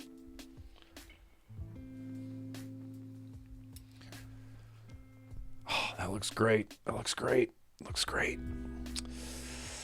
Do I need to raise these coils up a little bit? I didn't even look at coil positioning.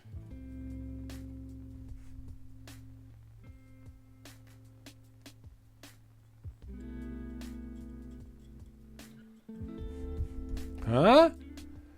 The old flip and tuck. One side's always a little bit puffier than the other.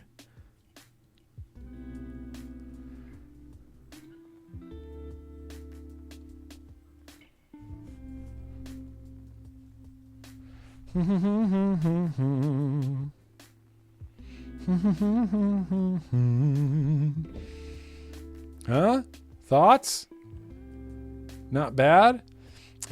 People used to give me a really hard time because I would push my cotton underneath the coils so that it would kind of gather in the middle, so that when I looked straight down in the middle, I would see cotton down there, because I felt like it worked better at wicking, and everyone used to give me such a hard time. Such a hard time, bro. Why do you wick it like that? I don't know. Oh, here's what we're going with. Here's what we're going with. Old Reliable.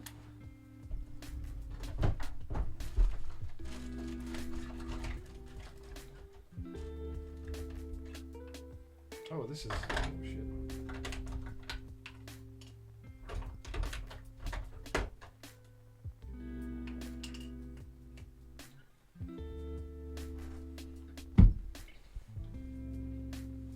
Yeah. Right here. Gold RDA on a yellow DeWalt box.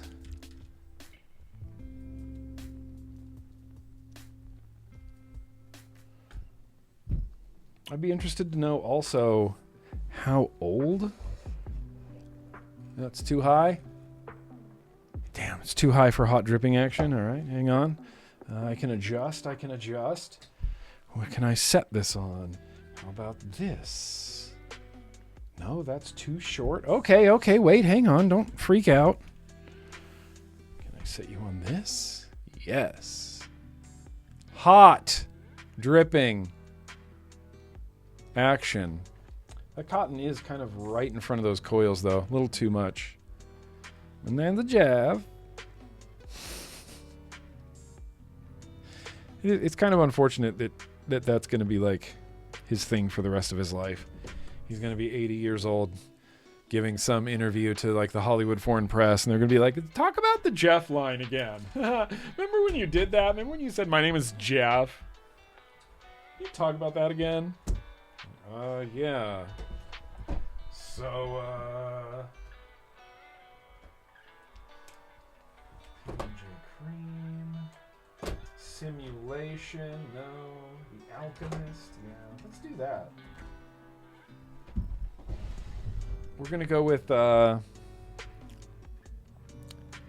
Ye Old Cloud Chemist, The Alchemist. Gotta vape through, yeah. You gotta vape through the seeds like a man. Well, if there's seeds in your cotton, that's good. That's like, back in the day when you get little seeds in your dime bags.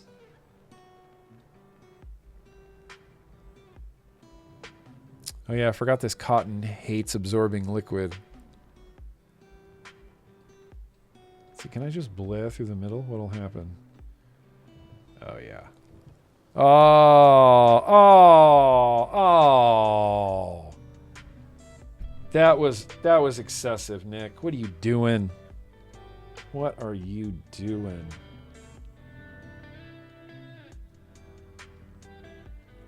Look, man, I'm just trying to get my cotton wet. I forget that this cotton's like fucking coated in wax or something. It does not want to absorb. I don't know why.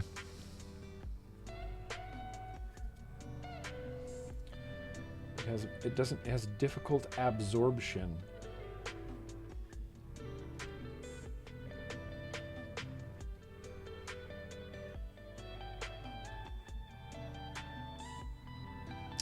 It's difficult. I know you have to pulse it in. I know.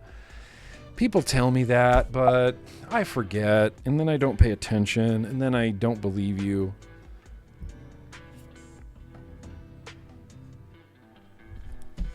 Now I got liquid everywhere.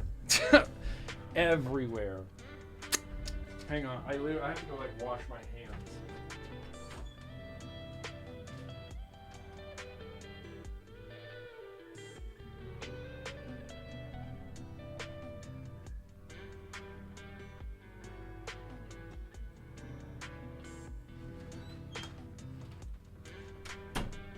You know when that thing happens where you get, it starts off with like one microscopic little globule of liquid, but then you touch it and then you grab something and it smears it around, and then you touch your mod and it smears it around, and you're like, it feels like it's multiplying somehow.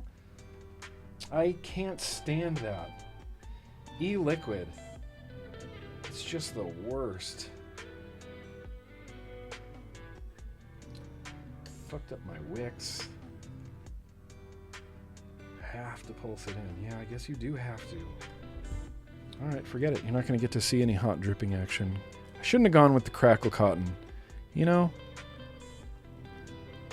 Could have just gone with... Oh!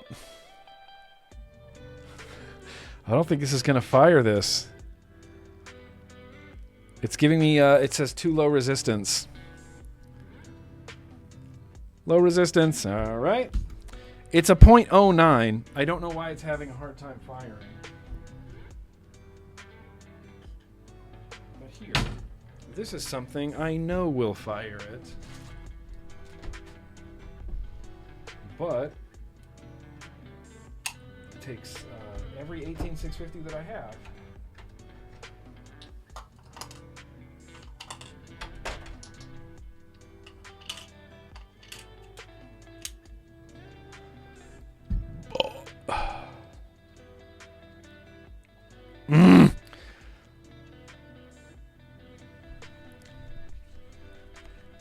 Yeah, mech time. Put it on a Pro Vari. Yeah. The Pro Vari. Yeah. If you ever had a Pro Vari, you know why that's hilarious.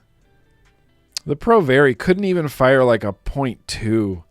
The Pro Vari was like the weakest sticks of all variable voltage devices. It was purely for like 1 ohm and above.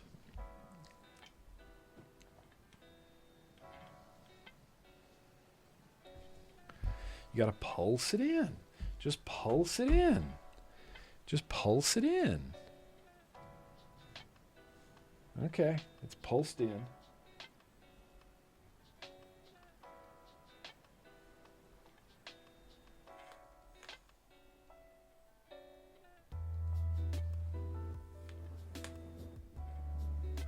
Does that look all nice and wet and horny? Good. Still some dry cotton in there.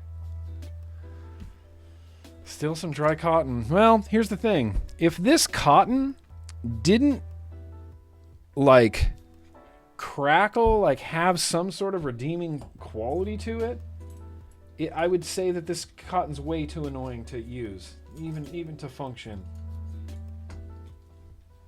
Way too annoying.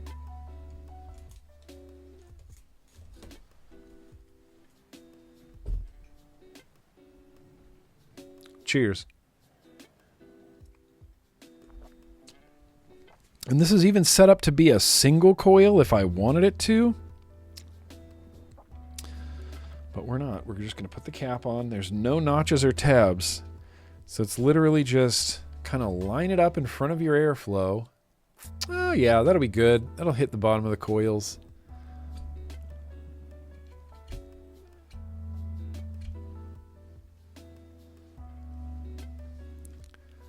Pow, something like that. And then whenever I ran a Twisted Messes style airflow, I always closed it. Should I leave this full open for right now? I think it's going to be too airy. I think the damn thing's going to be too airy. Damn. No notches, no tabs. It's literally just line it up. Line it up! Like I say, line it up. Bit rowdy. It's still reading a .09, which is kind of wild because these are recoil coils from Thundercloud. Yeah, I guess if a single coil is a .2, then a dual coil would be a .1, but this is a .09. 3.3 volts. Seminole.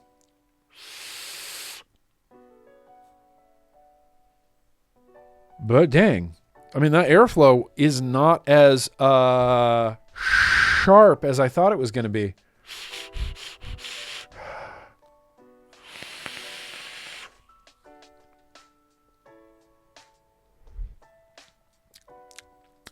I mean, dude.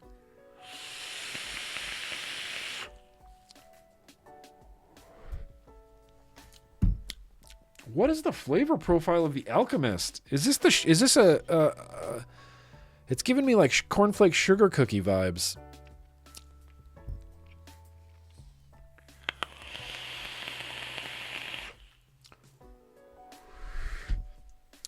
Honestly, how old is this RDA? How old is this RDA? It cannot be. I'm gonna have a crisis right now if this RDA is older than like 8 years old.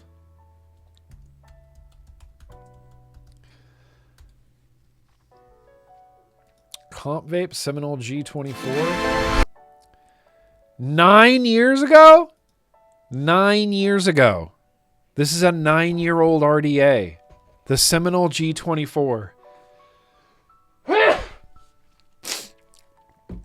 Shout out to Abstrict on YouTube. He did a review of this. Yeah, 9 years old. 9-year-old RDA. Support HR 2058. Oh, That's cool, man. I mean, that's like the oldest advocacy that exists. But that's awesome that he put that on there. Check out this. Oh, shout out to you, Abstract. I'm sorry we never got to meet before. 9-year-old RDA. A 9-year-old RDA is honestly, vaping just as good as almost anything I've built recently. The airflow feels a little bit sharp, like a little bit outdated, but not so bad. Like, not bad, though. It vapes still as good as, at least as good as a TM24 or like the original Twisted Messes RDA. I loved the way that thing vaped. I loved the TM24 even more. Even more.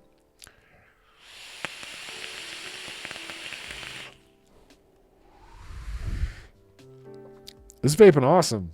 I think a lot of my enjoyment of this is coming from the liquid, though.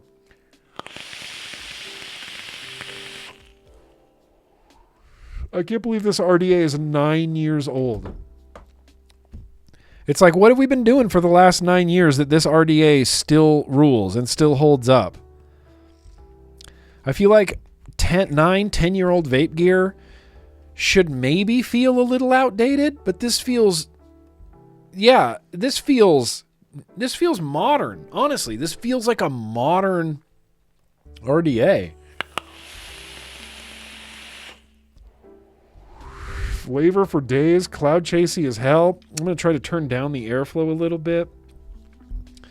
It's kind of a pain in the ass. You know, there is some outdated components to this, like... Ooh, what if we went for just a hole? There are some outdated components to this. No notches, no tabs. The airflow kind of spins really freely. It has to unthread from the top. Oh, that is legitimately good airflow.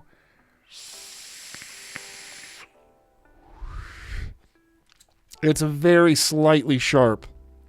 Very slightly sharp. But dude, this thing full open, the Seminole...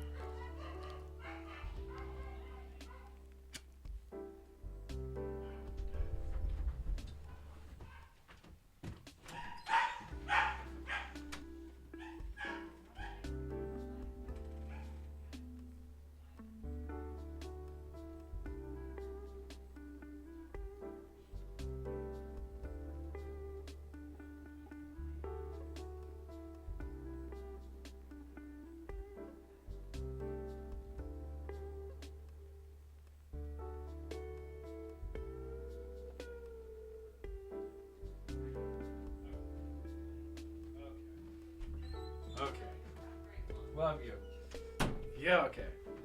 I heard Murphy barking in a non-normal Murphy barking way. It sounded traumatic or something, so I just didn't want anybody to be hurt or injured or anything like that. You like the 22 millimeter Twisted Messes way more? See, I like the 24s. Yeah, Jason, really good call out. The outer ring inevitably gets seepy with liquid, especially if I got in there and was adjusting my airflow like I couldn't decide and I keep going back and forth. It would just seep liquid right out of there. But the vape from it, dude, it's good. This is a good vape. This is just straight up a good vape. Urn's gifting subs. Hell yeah, Ern. Are you doing that from the car? You driving home? Thank you, Ern, for those gifted subs, bro. You're trying to compete with Silk Pump there for like baller status?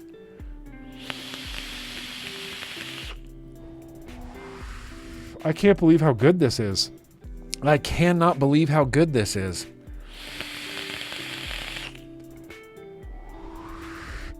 I cannot believe how good this is. Does it taste rustic? No, it tastes good. It tastes delightful. I don't know the flavor profile of this. It tastes like cereal milk a little bit or something. Well, there's one way to find out. dummy. The Cloud Chemist. The Alchemist. Well, let's see what this flavor profile is. Oh, it's not in stock. Let's see what this flavor profile is. Dessert. Oh yeah, okay. It would be a competitor to cinnamon cream. They say it is crunchy cereal squares topped with a dusting of sweet cinnamon and sugar. It was giving me Timmy's cream vibes. Timmy's cream vibes. Delicious flavor. Honestly, the Seminole. This is a good RDA. This is a good RDA. Yeah. Thankfully, we don't really have to do that anymore. Like, carry around paper towels. I just would use the bottom of my shirt. I was always wiping my RDA dry. So many weepy RDAs out there.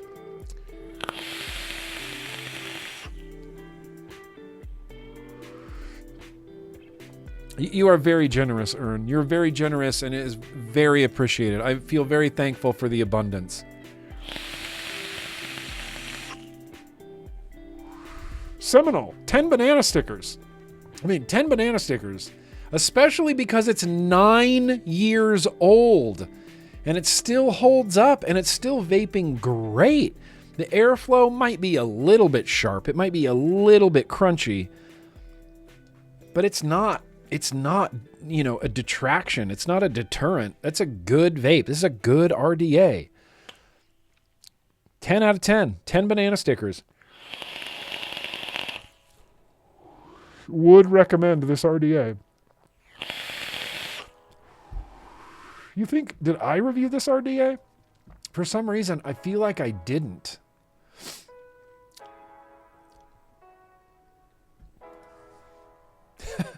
Shin Ultraman? Shin Ultraman? Is this a real trailer, Dell? Are they making... Toho's making Shin Ultraman? I hope this is a real trailer. I hope that's a real trailer. Seminole RDA. Let's try the old GrimmGreen there. It appears I have not reviewed the Seminole. It appears I may have not reviewed the Seminole RDA.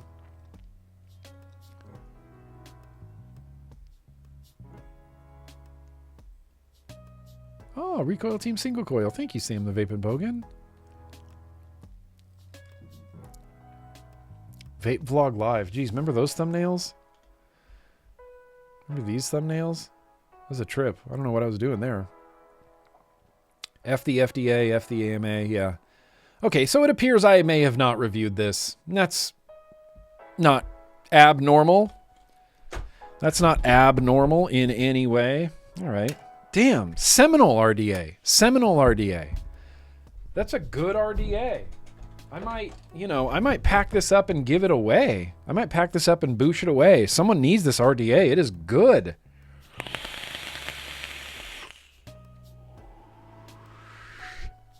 RDA. Oh. Unless I did it in a recorded vlog. There is a strong possibility of that. There is a strong possibility of that. That is a strong possibility of that. Yes, there's a Shin Kamen Rider too. Bell.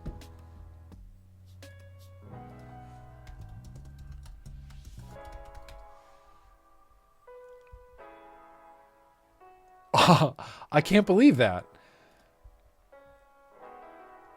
Shin Ultraman though. Shin Kamen Rider. I'm less familiar with the Kamen Rider. I'm less familiar, I should say, than I am with Ultraman. Dude. Damn. All right. Still a pretty good time to be a nerd. Still a pretty good time to be a nerd. K-Man? Who says K-Man? No one says K-Man. Cayman Rider. K-Man. I only know Mega Man.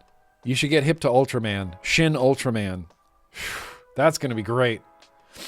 Let's, here's what we're going to do, you guys. We're going to switch gears a little bit. I'm just going to whip through some news and advocacy. And we'll refrain from a lot of truth butter, a lot of rage sweat, despite all of the news that exists. As it relates to our sphere, you know, there's not a whole hell of a lot going on, you know, but here, let's get into it.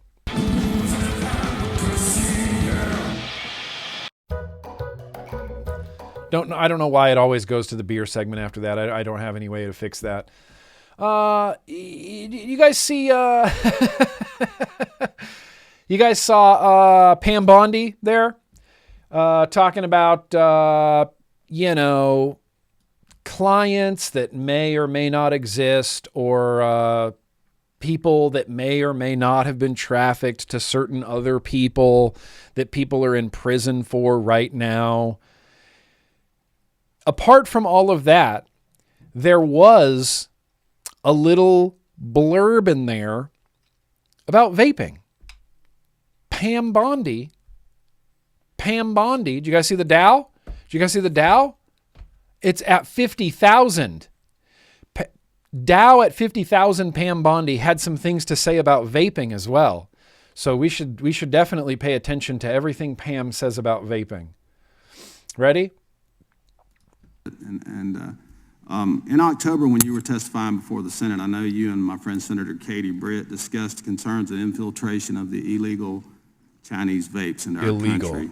As a father of three, obviously, I'm worried a little bit about this, and I believe that many parents in the country share our similar concerns.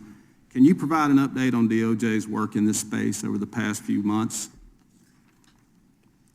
Yes, and thank you for bringing that up. We're talking about the vapes.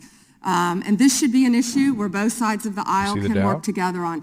Parents need to understand, children need to understand that so many of these are being manufactured in China, sent to our country, and have the potential to be laced with lethal drugs. We've seen an overdose. We need to get on the front end of this. We've seen an overdose? What? That's the ultimate trust me, bro. Most of these products are made in China, and they have the potential to be laced. Is that a precedent for legislation? Potential to be laced? Do we look at every car and go, well, that has the potential to murder somebody?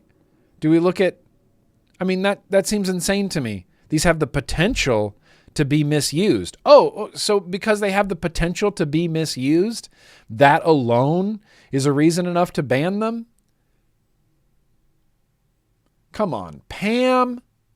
Before we have another crisis and children are dying. I've partnered with Secretary Kennedy. Before we have another crisis and children are dying. I'm assuming she's talking about EVALI, which, you know, as we know, had nothing to do with regulated, legalized nicotine vaping products and everything to do with illicit THC contaminated cartridges.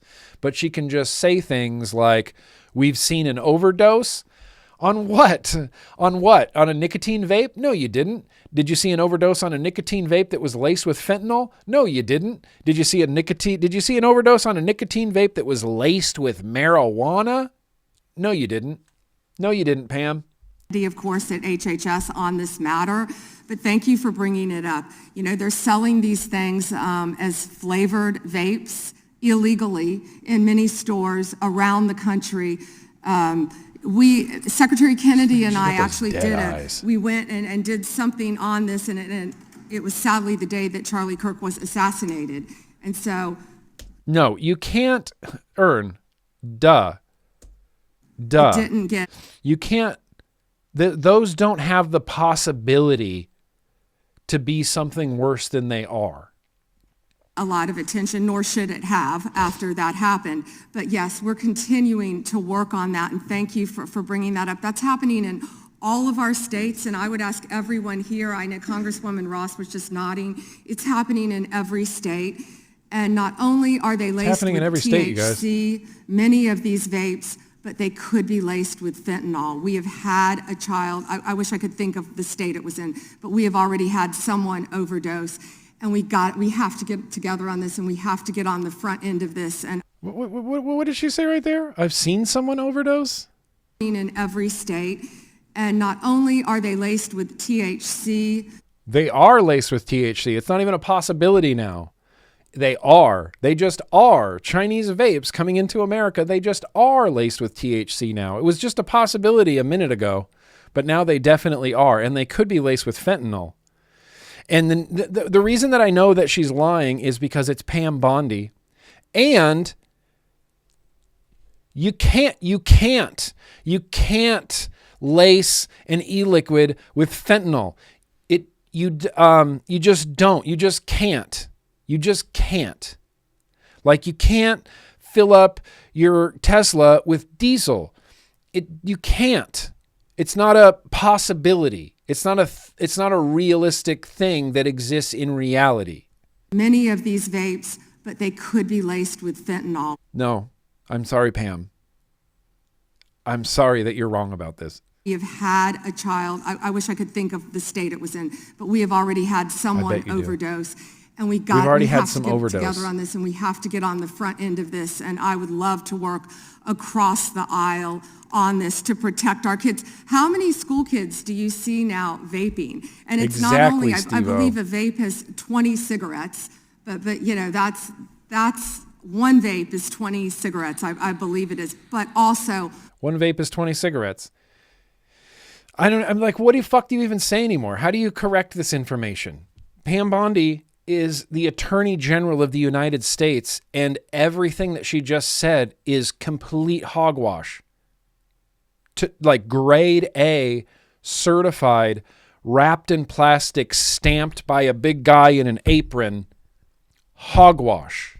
What they could be laced with, because so many of them, you never know what they could be laced with, are manufactured in China. Sure, and if you need additional resources, could be laced with the Epstein files. If they were laced with the Epstein files, nobody would be caring. No one would care. They wouldn't go after him at all. Please let us know as you're going through the process. Yeah. All right. Well, thanks, Pam. Great. Pam Bondi. These vapes, you guys, these vapes could be laced with fentanyl, and that's a reason alone to ban them. They could be laced with weed, although as Steve-O points out, weed vapes are a completely different product category, completely different product category. I can't even think of a ridiculous enough analogy. It'd be like saying, well, there's some cars that can go on the water. It's like, no, you're thinking of boats. Completely different category. Completely different product category. There aren't any cars that can go on the water, Pam. You're thinking of boats. There aren't vapes that are laced with THC. You're thinking of THC vapes, which are their own product that aren't under the Center for Tobacco Products. They're not under the PMTA application process. It's a completely different product category. We do need an e-liquid named Epstein Files. How do we not have that yet?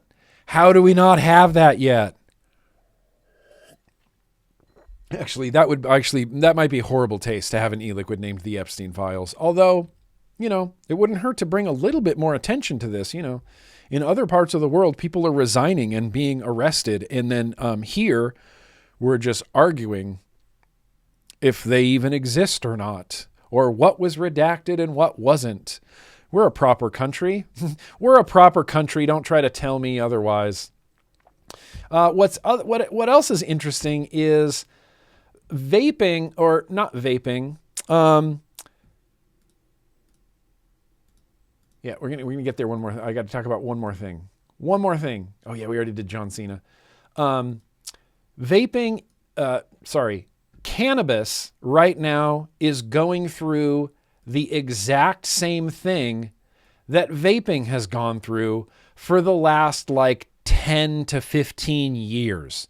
There is a huge push right now for anti-cannabis, anti-weed sentiments throughout the country. And all of the arguments sure do sound a lot like the anti-vaping arguments. And there's people coming out of the woodwork like this. What do you even say to this?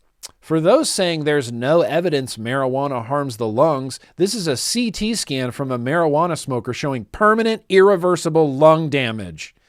They had substantially higher rates of emphysema versus tobacco only in this case control study.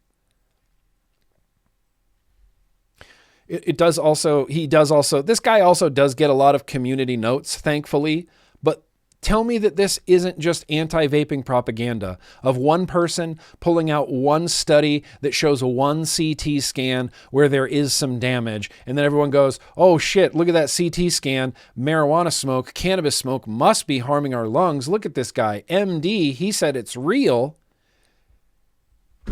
It's the same shit, man. If we looked into this study, which I have, when you look into this study, you know what they find? You know what they find? The people who were smoking cannabis and had lung harms, wait for it, were also, wait for it, cigarette smokers. What the fuck? That's literally no different than Stanton Glantz saying that vaping causes heart attacks because he did the study where he found a bunch of vapors who had heart attacks and he attributed those heart attacks to vaping despite those people also being lifelong cigarette smokers. All of the harms that we see from cannabis is the same shit. It's the same slop. It's the same terrible arguments. It's the same really misleading science of cherry picking and finding a little bit of harm, but not adjusting for co-founders like cigarette smoking. And then we get other doctors like this guy. Well, this CT image is from a radio case, 35, 56 cannabis users, 57 non-smokers, 33 tobacco-only smokers were included in it. He basically breaks this down and says, this doesn't actually prove anything. So now we have doctors arguing on the internet of whether or not cannabis causes lung harms, when really all of this could be solved with science. All of this could be solved with more science. And the science that they're pulling out for anti-cannabis shit is infuriating. And you can't help but draw 1,000 different parallels between all anti-vaping sentiment and all anti-cannabis sentiment. It's all coming from the same place. It's a prohibitionist mindset. It's a prohibitionist mindset. The reason for disinformation isn't to make you believe the lie, it's to make you believe nothing. Fucking clown shoes. Fucking clown shoes, clown shoes. I like that. I'm going to start using that again there, clown shoes. Clown shoes. Because look at this. Look at this. This might should have been included in the Nick Guy the Science Man. But Mark Landers, I don't know if anybody follows old Mark on Twitter X, Mark Landers. Discover Game, changing medical cannabis research and stories every week. Free, subscribe here. Oh, he follows me too. Me and Mark follow each other. And here's a 44-year study. And now this doesn't have to deal with lung harms or anything like that, but this 44-year study showed cannabis users showed less brain aging and decline. Would you look at that? Main finding, men who had ever used cannabis actually showed less drop in their cognitive thinking abilities over the decades compared to men who never used it. You mean to tell me that stoners are smarter?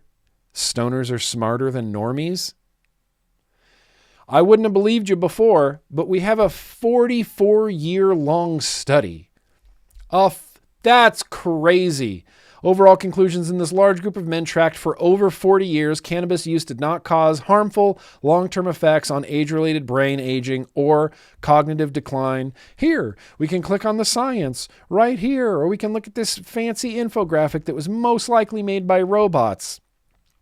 Cannabis user's brain, look how big, green, meaty that is. Aging brain, ew. Look at that aging brain. But this is science. Look, science. A Danish study over the course of 40 years found this, and there will still be people that will tell you that cannabis is bad for your brain, or that it it ages your brain. Oh, it's worse for your brain. Then why does the science show that it's better for my brain than if I wasn't using it? People don't care about truth or facts. They just want to be right. So someone who's an anti-weed person, an anti-cannabis person, an anti-nicotine vaping person, they're just going to double down and track down things that reinforce them being right rather than seeking the actual objective truth. And that is everything that's wrong with tobacco control right now, with policy right now, with legislation right now. It makes me insane. Actually insane. I don't know when the search for truth became less important than finding enough evidence to prove that you're right. That doesn't matter. That honestly doesn't matter. All that matters is the facts. And if the truth says you're right, then that's just a byproduct of finding the truth. And if the truth says you're wrong, then you get to change your mind, hopefully, or you'll be a hypocrite. I don't know what else to tell you. The level of anti-cannabis stuff that has been just coming out of the actual woodwork over the last 2-3 weeks or something like that. Yeah, dude, yes. Cannabis protects your brain. Nicotine protects your brain. We have cannabinoid receptors in our brain. We have nicotinic receptors in our brain. That's right. I'm sorry, Jason. I lost the plot a little bit, but you're right. Protecting PDF files is the only thing that matters now. The only thing that matters. I can't believe Pam Bondi could get up there with a straight face and fake concern for youth vaping while also covering up for PDF files in our federal government. That's insane. I'll believe that the government cares about youth vaping in any meaningful way as soon as someone from the Epstein files is arrested. Hopefully all of them. Hopefully the majority of them, But as it stands, they still have jobs in our government. They still have jobs within our government. And you want me to believe that you have some feigning interest in youth nicotine use? Get the fuck out of here. Shut up. You don't have a moral high ground here, Pam. You don't have a moral high ground here, government. You can clutch your pearls all you want about youth nicotine use, but I'm not going to believe that you care about youth until a few things happen. Maybe after that, I'll think that your concern for youth is genuine, but until then, it's empty. Hollow, empty-ass words from fucking dead-eyed woman. Florida, though, let's talk about... But the Dow's up. That's right. But the Dow is up, you guys. The Dow's up. Don't even worry about vape bans. Don't even worry about PDF files. Don't worry about any of that because the Dow's up. Did you guys see the Dow's up? Here's some actually good news. You know what? Let's take a quick hydration break. Hydration break. Hotspot Josh, Jay, Hotspot Josh, Tokugawa, Miss Bagpipes, JP Dooms, Dalton, JP Dooms, Joka, Stolen Time, Hotspot Josh, Enoch, Mark, Tokugawa J, Stolen Time, Silk Pump Dalton, Stolen Time, Enoch. Let's hydrate real quickly here with squid even.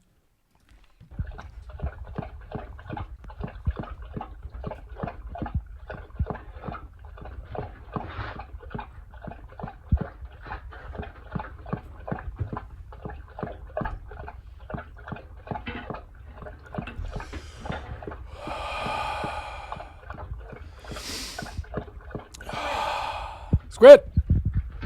Yeah. Well, don't even trip. Did you see that? Did you see when Pam couldn't even look at the victims?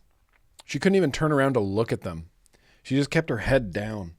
And I'm like, you must be dead inside. You must just be straight up dead inside. You're just a husk of a human being with just emptiness where your soul once sat.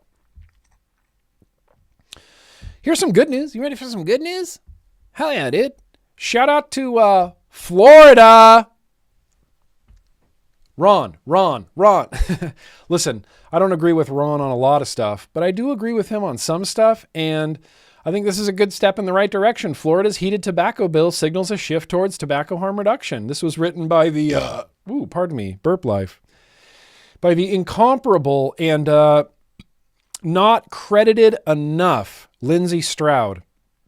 But there is some legislation. Florida SB 745 and HB 377 would formally recognize heated tobacco products as distinct from combustible cigarettes by defining them as products that heat rather than burn tobacco, producing an inhalable aerosol vapor without smoke. By excluding HTPs from Florida's definition of combustible cigarettes and other tobacco products, the bill ensures that these products are not swept into cigarette-style regulation or punitive taxes. Harm reduction recognition. This legislation acknowledges a core public health principle. It's smoke from combustion, not nicotine, that causes the vast majority of tobacco-related disease. Heating tobacco instead of burning it significantly reduces exposure to harmful chemicals. Yes, and imagine how many less harmful chemicals a person would be inhaling if they were just allowed to purchase just a straight-up old nicotine vape. No tobacco involved. No even real heating involved. You don't have to heat tobacco hot enough to not burn it, but just to get the aerosols out. This is a step in the right direction. And it seems as though it should be a straight up next step to vapor products, to pouches. If you're already recognizing heated tobacco products as a distinct product category separate from cigarettes, then that's already, you're right there. You're right on the edge. It's like one little push. You just vaping now. They're like, okay, yeah. Vapor products are a distinct product from cigarettes, and they won't get swept up in the same taxes, the same erroneous legislations, and this, that, and the other. U.S. regulatory context. I'm not going to read this part. Strong scientific report. 2019 found heated tobacco products reduced harm and potentially harmful constituents by at least 62% compared to cigarettes. They say that heated tobacco products are 60 to 70% less harmful than burning a combustible tobacco product. The products that we use, vaporized nicotine products, we all know 95 to 97% less harmful than smoking a combustible tobacco cigarette, and pouches are even more less harmful. That's a thing, right? I can say that. It's even less harmful than heated tobacco products and vaping products. And the fact that Florida is recognizing this, calling it out, this can only be a good thing. I want to skip down here why these bills matter. By avoiding punitive taxation and clearly distinguishing heated tobacco products from cigarettes, SB 754 and HB 377 preserve incentives for adult smokers, especially lower income and less educated adults, to switch away from combustible cigarettes. Rad. That's the goal. That's my mission statement put to paper. Adult smokers, switch away from combustible cigarettes. You feel like they're almost right there. They're right there. They're already pro heated tobacco products. It's just a matter of time almost, maybe it feels like. It's a no-brainer, right? I agree, Compassion. It is a no-brainer if you're already recognizing that heated tobacco products are a complete separate category. They carry their own less harmful risks than a combustible cigarette. And now that these are separated in the eyes of the state, they'll be regulated differently, taxed differently. I'm assuming there might even be usage bans in different places. It's like, well, you can't smoke here, but you can HTP here, or you could vape here. It's just, God, they're right there. They're right there. Yeah, it's a matter of time. It's a matter of money. Yeah, unfortunately, way too many states are way too addicted to tobacco taxes.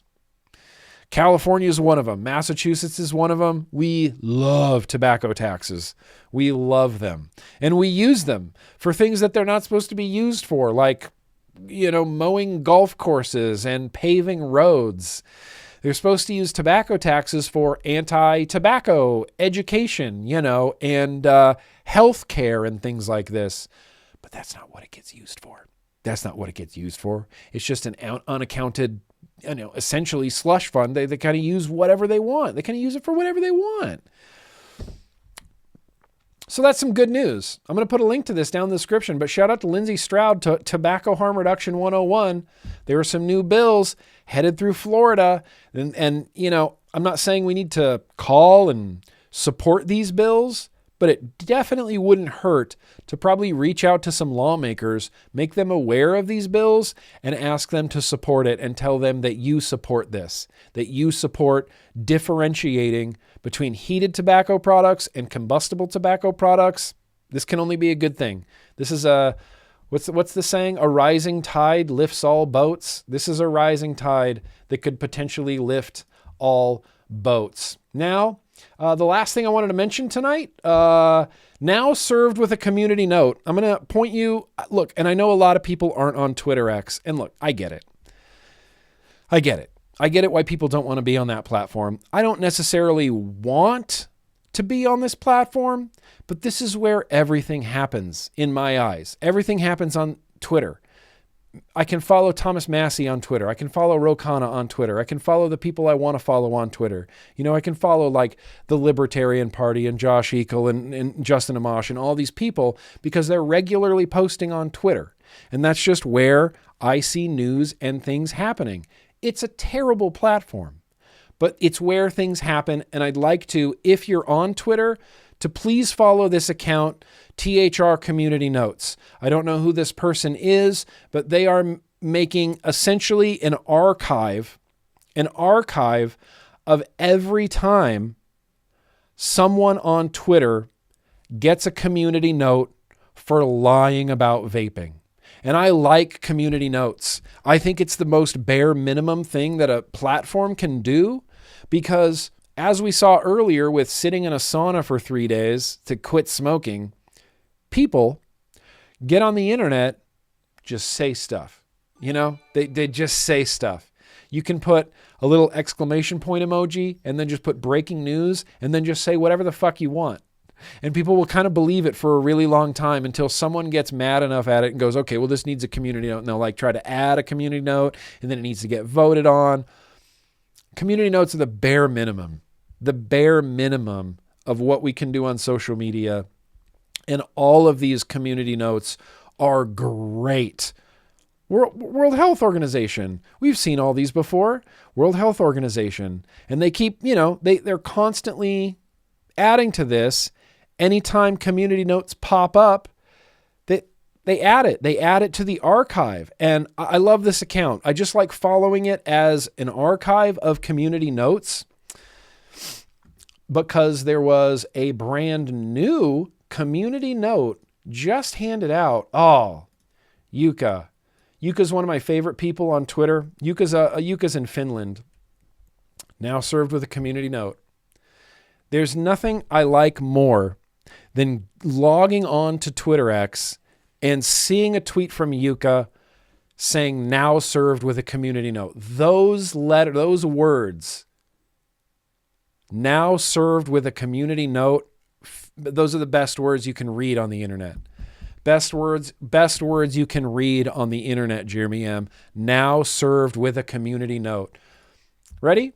Did you see those white spots in the lungs? They're the effects of e-cigarettes. Isn't this sound a lot like that cannabis one? But now it's medically known, and not just that, flavored e-cigarettes cause permanent lung damage. He can just say that because nobody else knows anything about vaping. In the United States, many teenagers have developed a condition called popcorn lung. Many teenagers have developed a condition called popcorn lung after vaping for several years. It's a life-altering condition, and above all, it has no cure. The medical name is obliterative bronchiolitis, the disease that damages the smallest airways in the lungs, causing chronic cough, wheezing, extreme fatigue. You didn't even need to read past the first letter of this.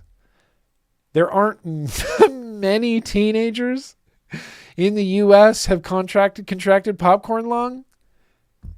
Who? Show me. Don't just tell me. Oh, you can't show me. Oh, that's rough. But today the concern has shifted to e-cigarettes. The vapor from e-cigarettes contain a complex mixture of chemicals. Many flavorings are safe to eat, but when they're heated and inhaled, they do become dangerous. They directly damage lung tissue and enter the bloodstream without any filter. Oh, wait, hang on. You don't have to believe any of this. Because there's a now served with community notes. Cigarette smoking contains more diacetyl than nicotine vapor and has never caused popcorn lung. This is good, yep. Cancer Research UK, NHS UK, great. Snopes and Reason. I like that someone threw a reason in there. Yep. Oh, good old Michelle Minton, 2023, Reason Magazine. Debunking the myth that vaping causes popcorn lung. Yep. Vaping is less harmful than smoking. Oh, look at that. The Royal College of Physicians, the UK government, NAP, the CDC even says that, the CDC even says that vaping, no lung disease association. I love community notes, but it's a shame that this guy, Professor Matteo, doctor, medical scientific communicator, professor of infectious diseases, University of Genoa, a life without research is not worth living, 22,000 followers. Under any other circumstances, I might believe most of what this guy has to say. Maybe, but as soon as you get to when he talks about vaping, you go, oh, well, that guy's a dumb shit. He's either a dumb shit or he's lying. He's either willingly showing himself to be a dumb shit on the internet, or he's being a dumb shit by lying on the internet about vaping. Popcorn lung? Dude, it's 2026. It's 2026. And the best of all, look at this post. It's just pictures. It's just pictures. He just found a picture and put a little picture with a graphic and then wrote all this stuff. Didn't link to one study. Didn't link to one science article. Didn't link to one clinical trial. Didn't link to literally any data, any evidence, anything. He just gets on the internet and is confidently incorrect and tries to convince people on the internet that they shouldn't vape because many teenagers have developed a condition called popcorn lung. And by many, I think he means 0 because that's not a real thing. I don't know what else to say. It's not a real thing. It's the car driving on the water. It's not a real thing. That's not reality. Vaping has never caused popcorn lung, will never cause popcorn lung, and no teenagers have developed a condition called popcorn lung. But let's see, how many people saw this post? Oh, only 189,000 people. So 189,000 people have been potentially completely, thoroughly misread. Completely, thoroughly misread.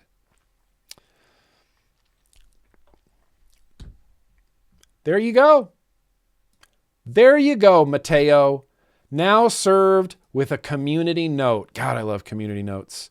This was one of the more recent ones. Here, let's look at this community note real quick before we take off.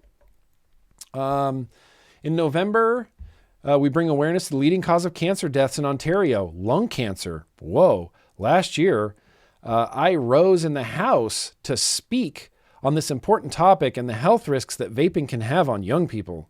Since then, our government has enacted a ban on vaping in schools and required existing curriculum to educate students on its dangers. To touch on the growing problem of vaping among our young people.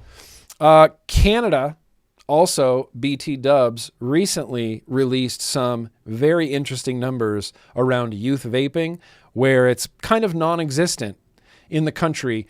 That doesn't stop politicians from lying about it, but the youth epidemic of Canada was very similar to the youth epidemic of the United States in that it was, just bullshit.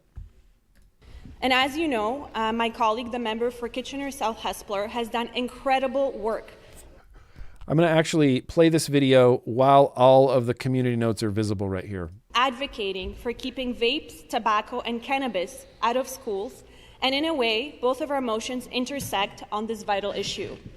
While vaping hasn't been around long enough for scientists to conclusively know if vaping causes lung cancer. It has been, and it doesn't. It's been around 18 years now.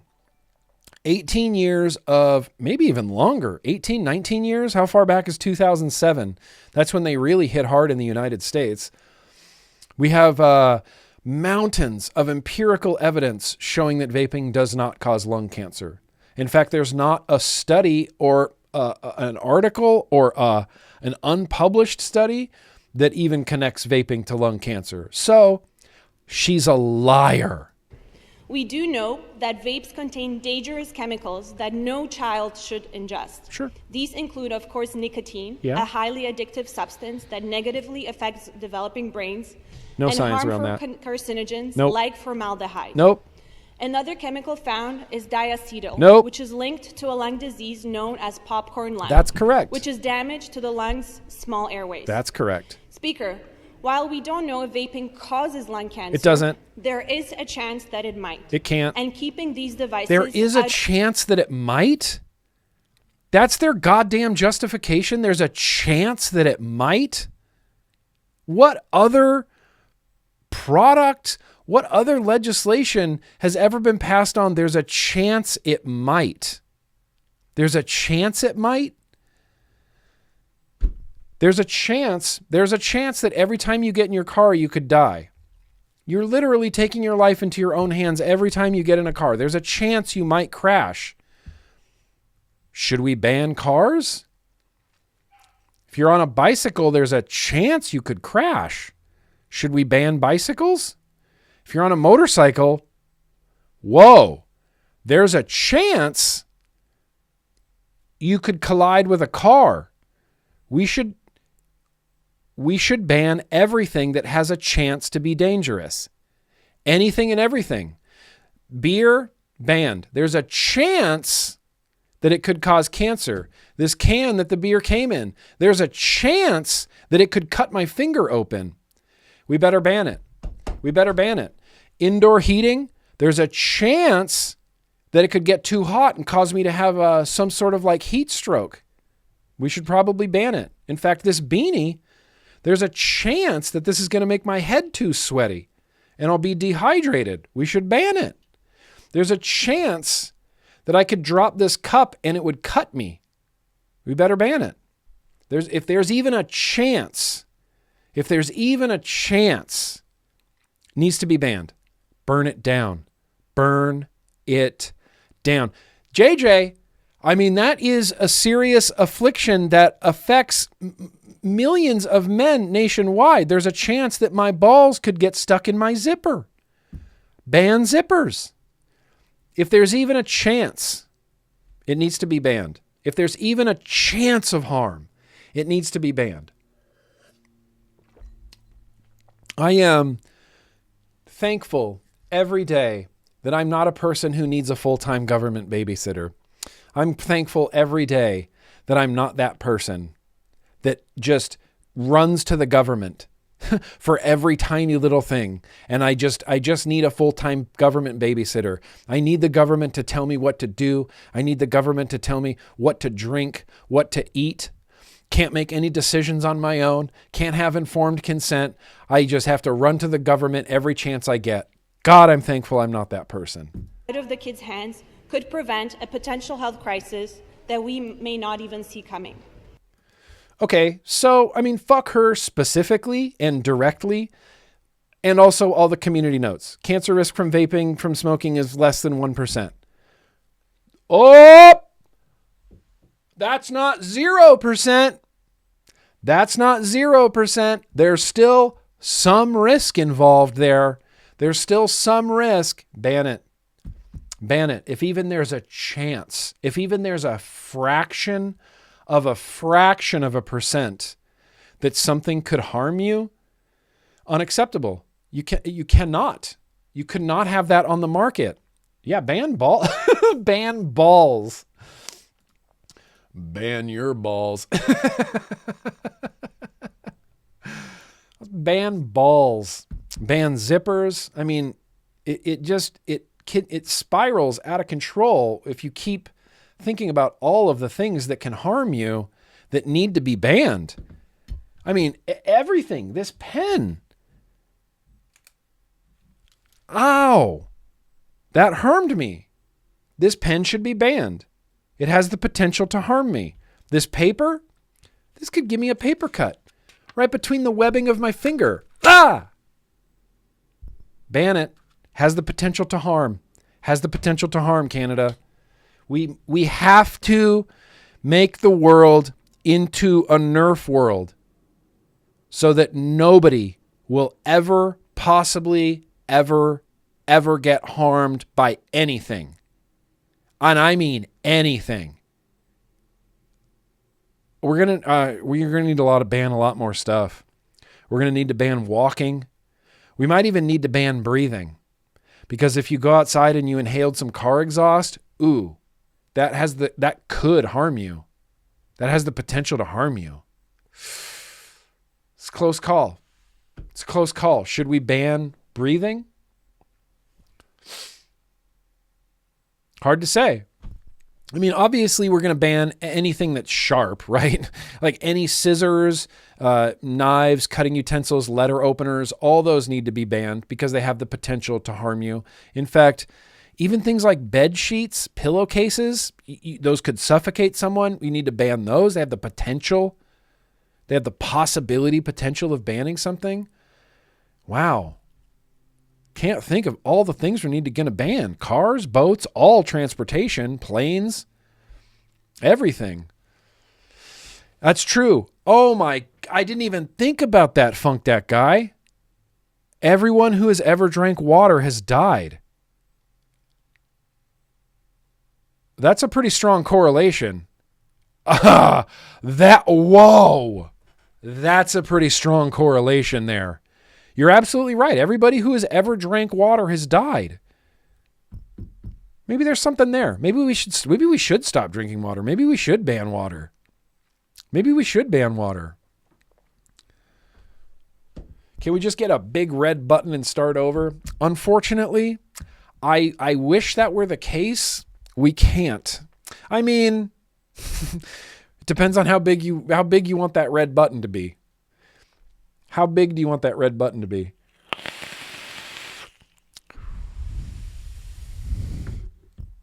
It's messed up. It's messed up. All right. Well, I think that's all the news that I got. Maybe I went a little bit long there, but that's all the news that I got that's fit to South Carolina's about to get the PMTA registry bill. Here's my gripe right now. This is my biggest gripe right now, and I'm trying. I don't take it personally, but it just is something that, man, every time it happens, it bums me out.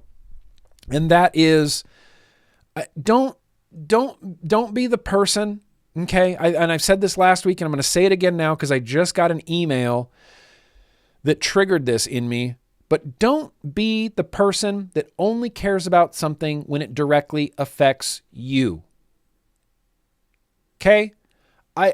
people have been coming out of the fucking woodwork emailing me about South Carolina passing a PMTA registry bill. And part of me wants to go, yeah, I know. We've talked about it ad nauseum, PMTA registry bills. We spent months going over the minutia of every PMTA registry bill in every state. We spent months tracking every PMTA registry bill in every state. Don't email me and say, hey, can you talk about the PMTA registry bill in South Carolina? Sure, I did 1,000 times, but you didn't care or listen until it was in your state. You didn't care when it was in Ohio. You didn't care when it was in Washington. You didn't care when it was in New York. But now that it's in South Carolina, you really care because it's directly affecting you. Don't be that person. Don't be that person. I don't know why that sets my teeth on edge, but we've been talking about PMTA registry bills for literal months on end. Literal months on end. We were tracking them state by state for a while. We've talked about the PMTA registry bills. We all know about the PMTA registry bills. There's no more CASA. We couldn't keep CASA funded, so we don't have a call to action for PMTA registry bills. So I'm sorry. I'm really sorry. It sucks. Don't get me wrong. It sucks. But we've known that this is coming for like over a year now. We've known this is coming to every state for over a year now. Don't be the person that only cares about something when it directly affects you. Care about something else before it gets to you. Stop the PMTA registry bills in other states so that it doesn't pass in your state. Sorry, I'm not trying to be that guy, but man, that really sticks in my craw. Man, that really sticks in my craw.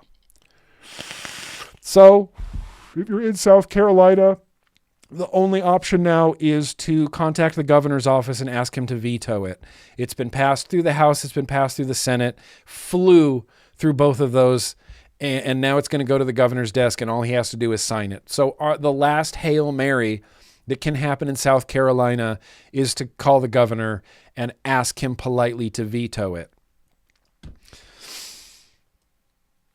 Maybe it'll work. Maybe it won't. Probably won't. PMTA registry bill. It's going to pass. South Carolina. It's just going to pass. We don't. It's just going to pass. And it sucks. And I'm sorry, but it is just going to pass. I don't think, maybe the governor can be swayed, you know. The governor was swayed back in the day to veto a vape ban in California. But let's move on to, follow the AVM, follow the AVM. That's really one of the only advocacy outlets right now. THR 101's really good. There's some good advocates out there. It's helpful to follow Greg, although Greg Conley sometimes gets a little, into the really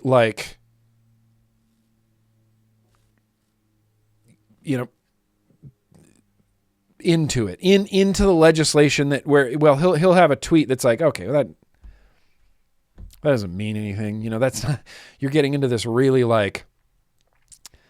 really the minutia of Zyn and British American Tobacco British American Tobacco is releasing nicotine strips in Europe and they're calling them Zyn strips. And so now there's a little legal tough between Zyn and British American Tobacco over the name Zyn strips.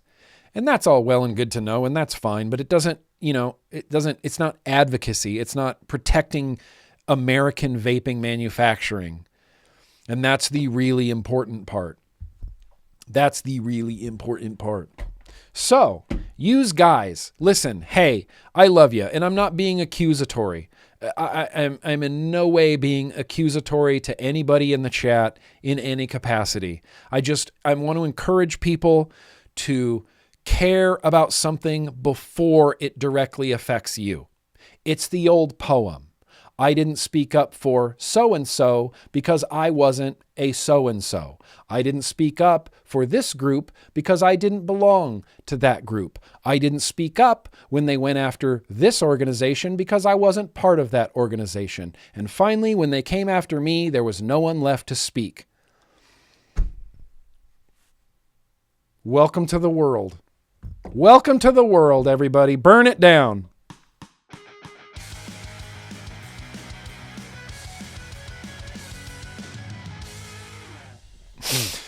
Don't actually burn anything down. Don't actually burn anything down. Metaphorically sort of burn things down. In a sort of an ideological sense, we need to burn things down, We're gonna open a little bit of mail here. I got 2 whole packages. I know one of them's from Gold Leaf, and I know there's some liquid in there. Oh, I'll have to do that next week. Okay.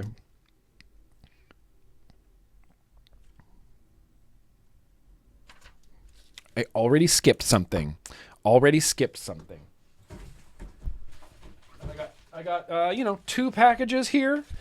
When it's feast or famine sometimes with the mail. It's feast or famine. Yeah, then piss on the ashes.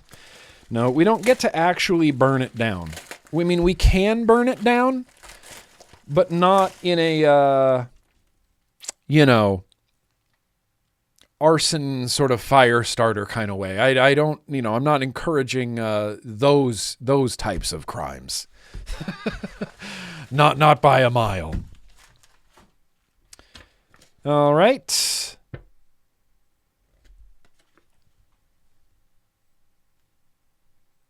It's a fucking milkshake. Enjoy.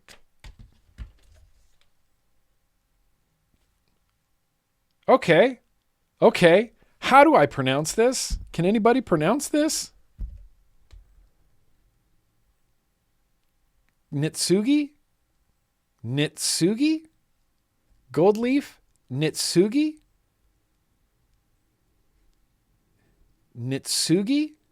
It's a fucking milkshake. It says, the ancient Japanese art of mending what is broken with gold. I didn't know that's what it was called. Nitsugi. 100 mils, 3 milligram. It's a fucking milkshake. This looks to be a collab. Is this a collab with Broken Ohm?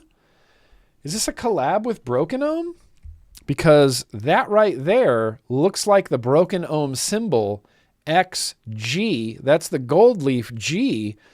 Is this a Broken Ohm? Is that a Broken Ohm? How the hell do you get knit from knit? It's a mystery of the English language. Couldn't tell you. Oh, it is a gold leaf and Broken Ohm collab. Oh, nice. Oh, that's kind of sick. Shout out Broken Ohm. Nitsugi. All right. Well, shit. Maybe I'll have to put this up in the very random liquid tasting tonight. Maybe I'll have to put one of these bottles up. That's usually the rule. When we get a new bottle of liquid, a strawberry milkshake? You think it's a strawberry milkshake? Did you know about this liquid, Megs? I didn't know about that liquid. Shit, it's bone glue? It's bone glue on the inside? I knew it.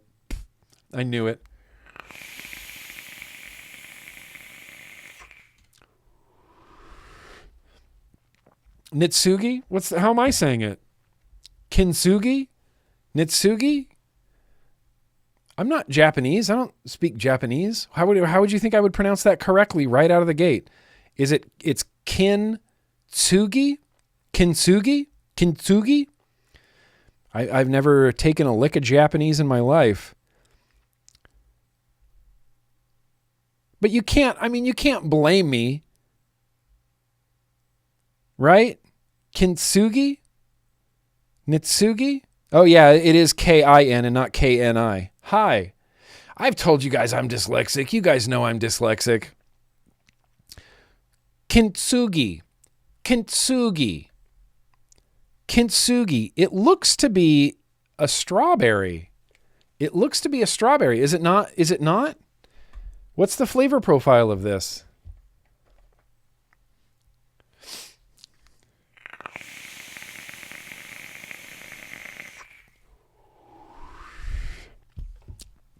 I'd like to know the flavor profile of that. Dude, Sully's is such a good liquid. Shout out FDH. Sully's rules. Oh, it's a peanut butter banana? AM Gaming, I just got new glasses. See? Look, new glasses. Kintsugi, peanut butter banana milkshake. Peanut butter banana milkshake. No. What was the name of Godzilla's kid? What was the name of Godzilla's kid? It was I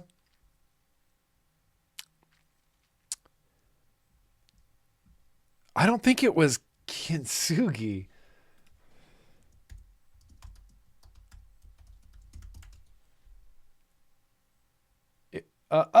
Yeah. Manila. It's Manila. Also referred to sometimes as Minya in some American versions. He's depicted as a friendly, smaller version of Godzilla. Son of Godzilla, Manila. And he looked like this for some reason. And he was tiny guy. He was a tiny guy like this. But he still had the atomic breath, you know?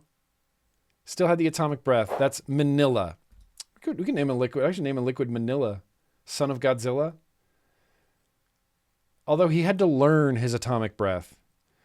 If I remember correctly, when he first tried to do his atomic breath, it didn't work. He had he had O's. He blew some O's. Blow some Mo's. Blow some Mo's. The more you bend it, the faster it go. Mouth fitness ain't no joke. We drip 500s. Blow some Mo's. Yeah, so it's not Kintsugi. Gamera forever. Lame. Actually, listen, Gamera's fine, but no, I can't even say that. Gamera kind of sucks. That's all. This is an ongoing discussion of whether or not Gamera rules or not, but I don't think Gamera rules. And what bums me out, though, is I'd honestly like to see Gamera in, like, the new Universal Monsterverse.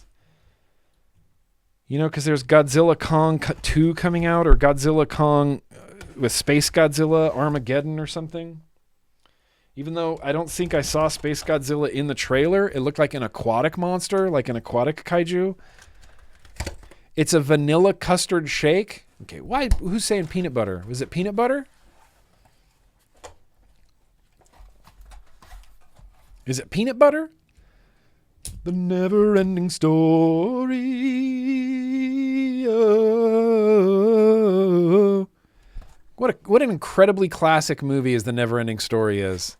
Unbelievable. Ooh. I don't know what you are.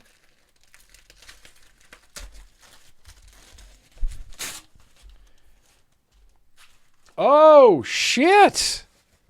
Oh, shit.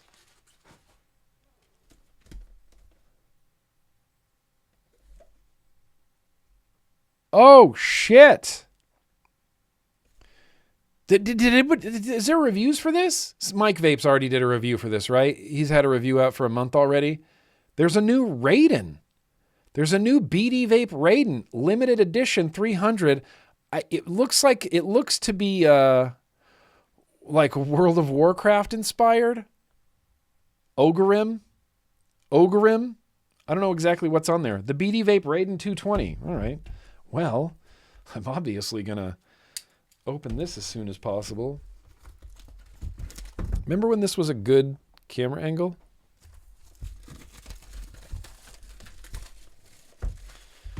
I didn't know this was a thing.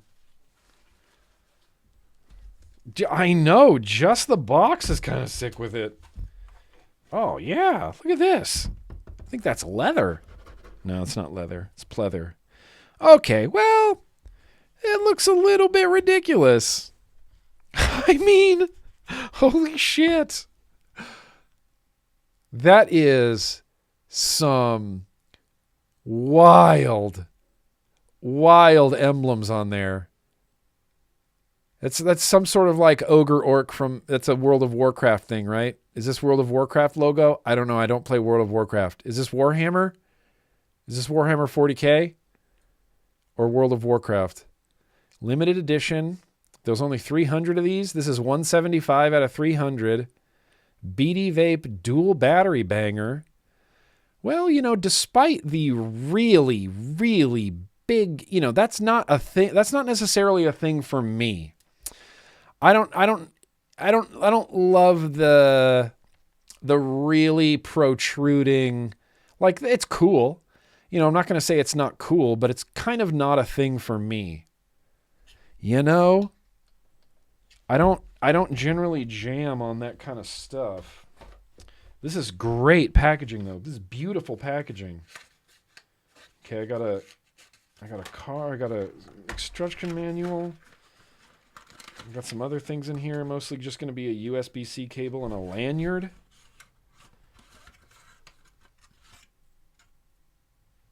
Emery boards. There's 2 of these in here. What do you think these are for?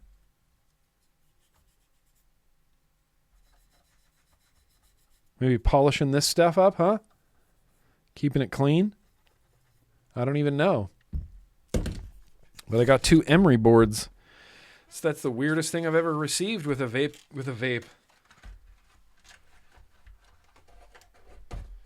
Yeah, I mean, this is honestly great packaging. Wow, that doesn't like to stand up. It's so front heavy.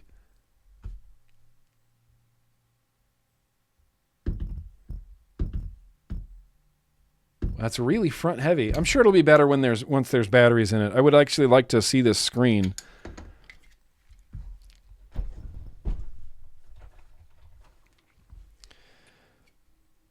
I thought for sure this was going to be that hookah from Owns Vape from Saudi Arabia. I thought for sure. 1, 2, 3, 4, 5.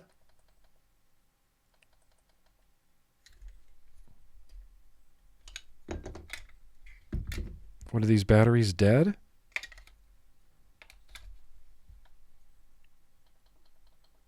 Are you kidding me?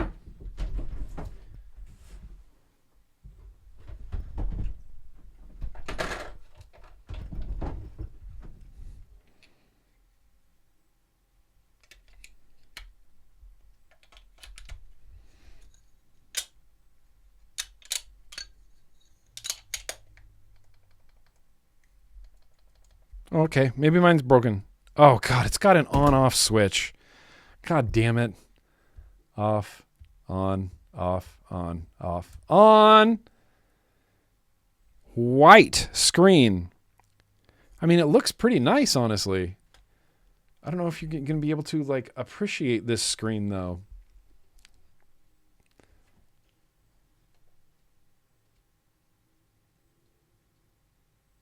Oh, God. Oh, God. Yeah, there you go. It's kind of what it looks like. IRL. I like the font. I like that it looks a little bit styly, you know?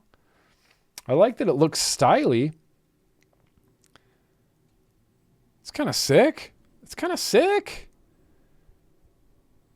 I just don't know how I feel about these weird engravings. Look at those. That's so intense.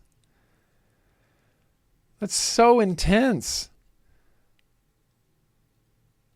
Like, I could see being a World of Warcraft fan and then, like, loving this. You know, if this was Odorous popping out of here, I'd be all about it. Then I would love it. But as it stands, I'm just not a World of Warcraft fan. Like, this might as well be Game of Thrones. I don't know anything about it. So deep. It's so, like, pokey outy. Like, even the chains holding those axes in are like, you can clearly see them. They're very distinct. Here, let's put a Seminole on here. Let's see if we can vape it.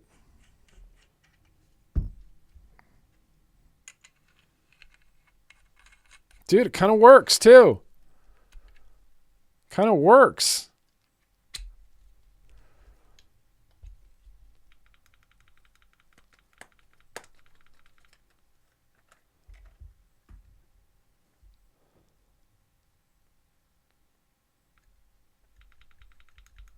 80 watts. I mean, this screen looks rad. The screen looks really nice. The camera doesn't really do it justice. But here, let's try the Seminole at 80 watts, right? Yeah.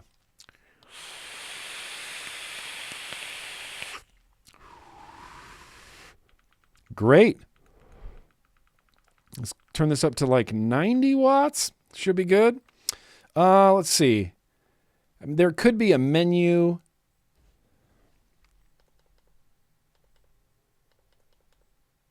Yeah, here we go. Yeah, I can turn it into voltage mode. Yes. Voltage mode. 4.6 volts. That's a little warm for my liking. Let's turn this back down to just a modest 3.8. Yes. All right, dude. All right. Oh, man. I can't believe after this long, we still haven't perfected a good bottle for dripping or filling up liquid that doesn't like constantly get liquid all over the top of it. So every time I go to drip, like little droplets fall off the side all over the place, all over the device, all over my keyboard. Damn it. That was on the J button. Well, there it is.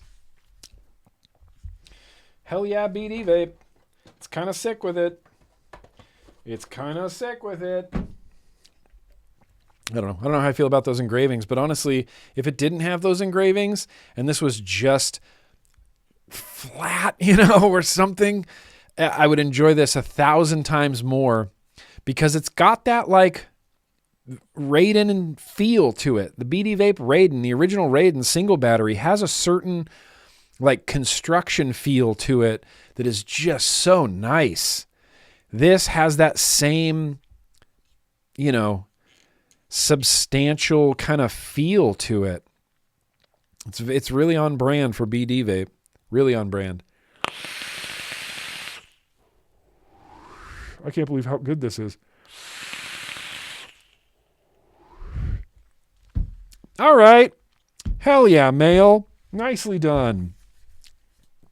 Put you off to the side. Get the Alchemist out. It is heft. It feels, it's not even just heft. I can't explain it.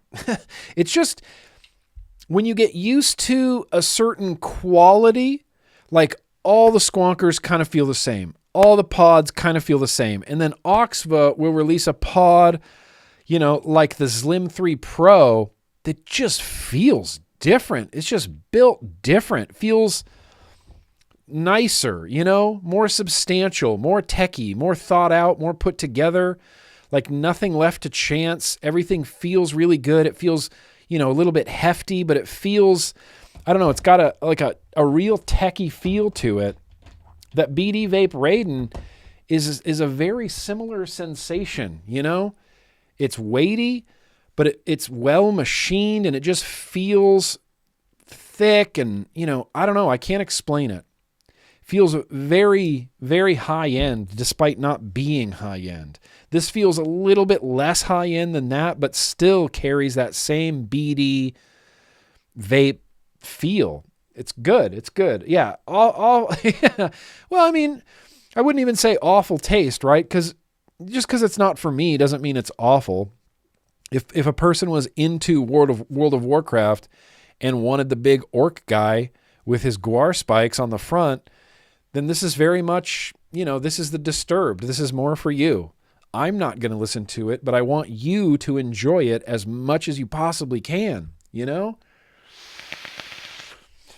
Ah, shit. Yeah. Fucking hell. How Megs, good call out. I've been wasting time. We're not going to be able to do bands and liquid tasting. We're not. We went too far. We went too long. Why didn't I keep track of the time? It's 6:45. It was the news, right? It was the news. I think we can do this still. I don't even give a hell. We're going to at least get to like a couple of Urnstagram Bands. And we're going to do a very random liquid tasting literally right now. Let's go. Shirts off in the pit. Shirts off in the pit. Birthdays. Birthdays first. Good call out. Put your shirts back on. What are you doing? Put your shirts back on. Put your shirts back on. We are singing happy birthday to, I got Brian's Tech, I got Marky Boy, and I got Jay. Those are the 3 that I've got right now. I didn't check the Discord. Cool Kids birthday calendar.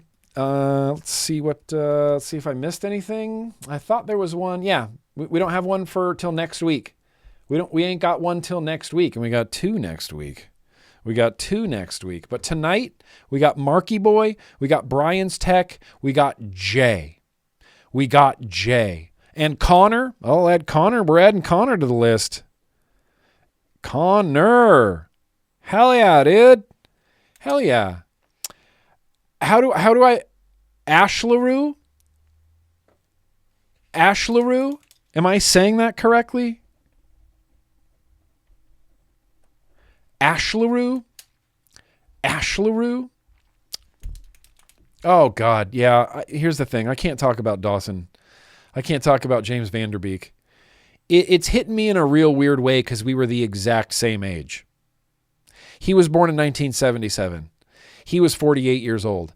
I was born in 1977. I'm 48 years old. He died of cancer. He was like a famous, beloved actor. And I think, what the hell? What the hell? I hate that. Yeah, James Vanderbeek died of cancer. I mean, that's horrific. 48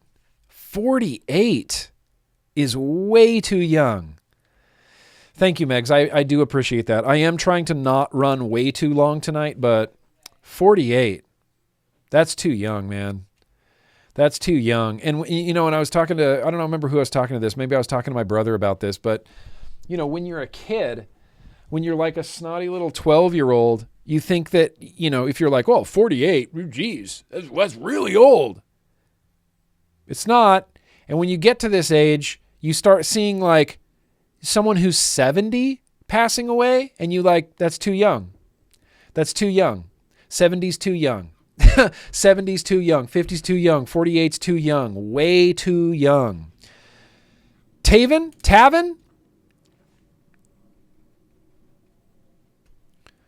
Is it a long A? Tavin? All right, I'm going to go with Tavin there, Jay Logan. Tavin. All right. Let's sing happy birthday real quick, you guys. Let's just sing happy birthday. His wife and kids were pretty much broke because the cancer treatments, his insurance wouldn't cover it. Great. USA. Hope you don't get cancer, because fuck you. It's just how we roll.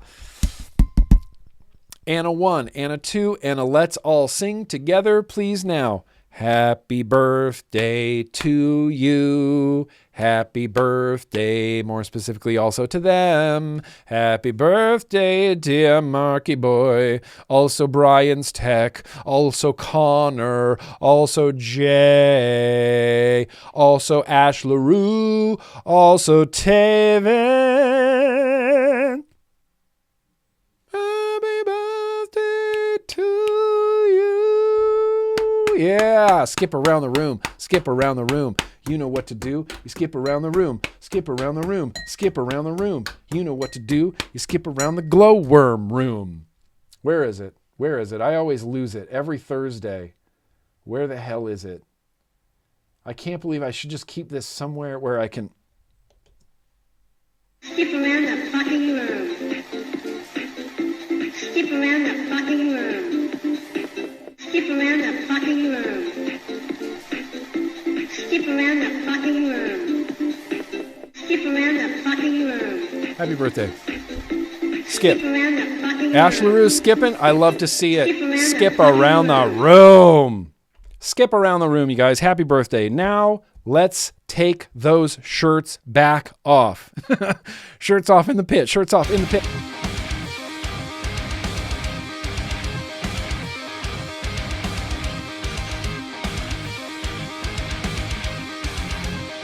All right. Well, we're going to do a very random liquid tasting.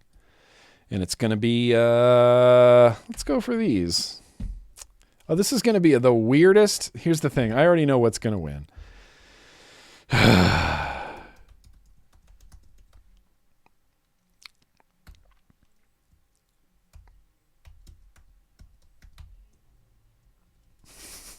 If I could spell.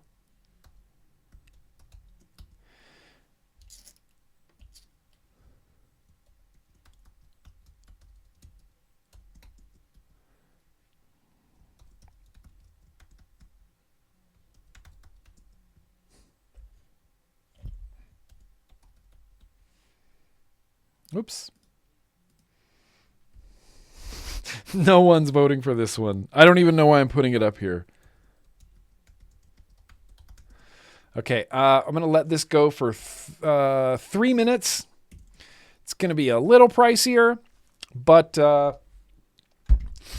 here's what's on the... here, let's go for it. There's a poll in the chat, and here's what's up on deck. Black Note Virginia Tobacco. Black Note Virginia Tobacco. You know, this is a net tobacco liquid. After that cigarette flavor, I've been wanting to try it. Straw or Kintsugi is in there. Kintsugi's in there. Of course, Kintsugi's in there. Water, look at this. This is a watermelon kiwi liquid that someone sent me like at least 8 years ago, and I just found it, and I never tasted it. It's up for the random liquid tasting. Dug out this relic, Unreal Raspberry Yellow, and then finally, it's known as Special. It's known as Special. I'm going to run to the restroom real quick, but please vote. Please vote right now. Please vote right now. Please vote right now. I'll be right back. Whoa.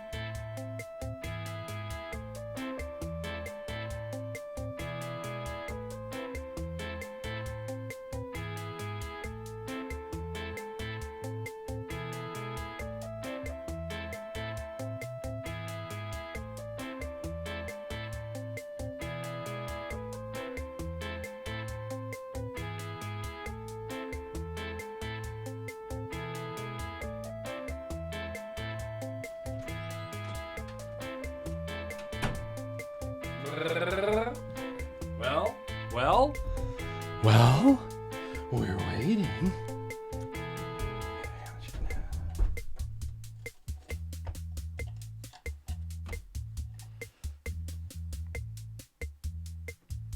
Forgot I need to wick this.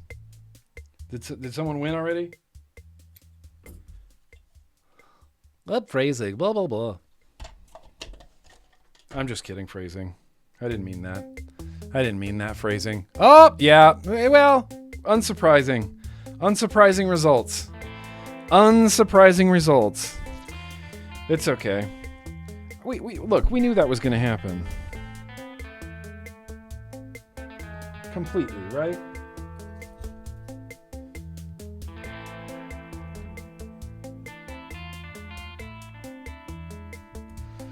Just going to wick up this Zoo 1 real quick.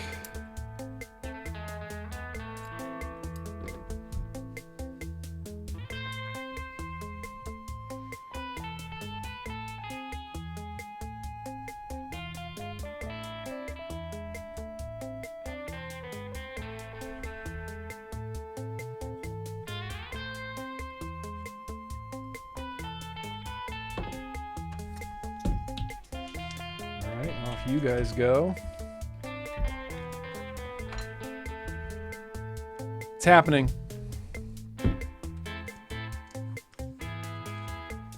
Was it oligarch free? Well, it must have been oligarch. No, it wasn't oligarch free. There were oligarchs involved. There were some oligarchs involved.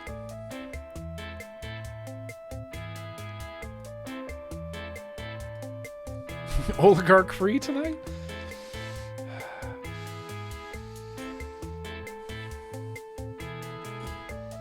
Did someone say peanut butter? I don't think this is peanut butter.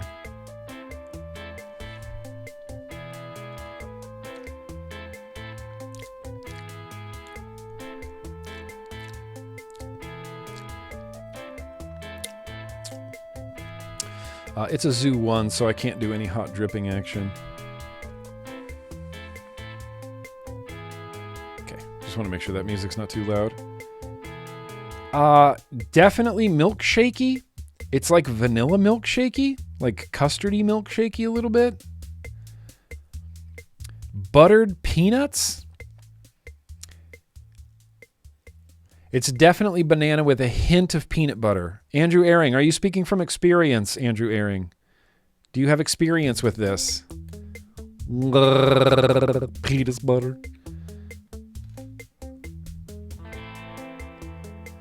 You're never going to believe what device I'm running this on.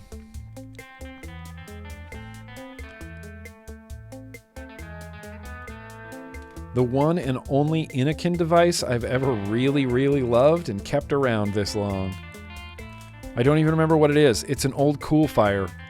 It's an old Coolfire Z80.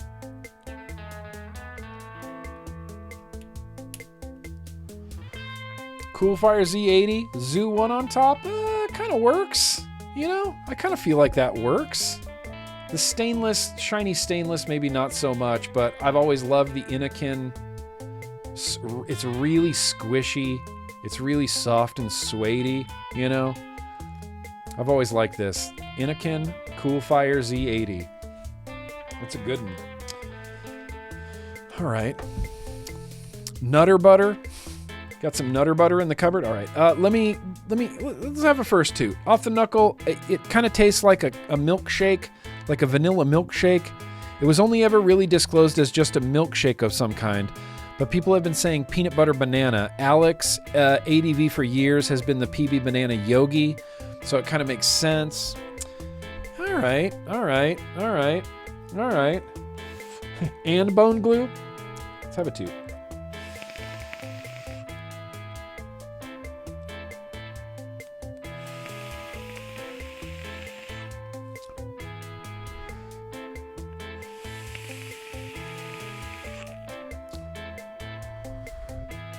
Okay, listen, I'm just going to sit with this for a sec.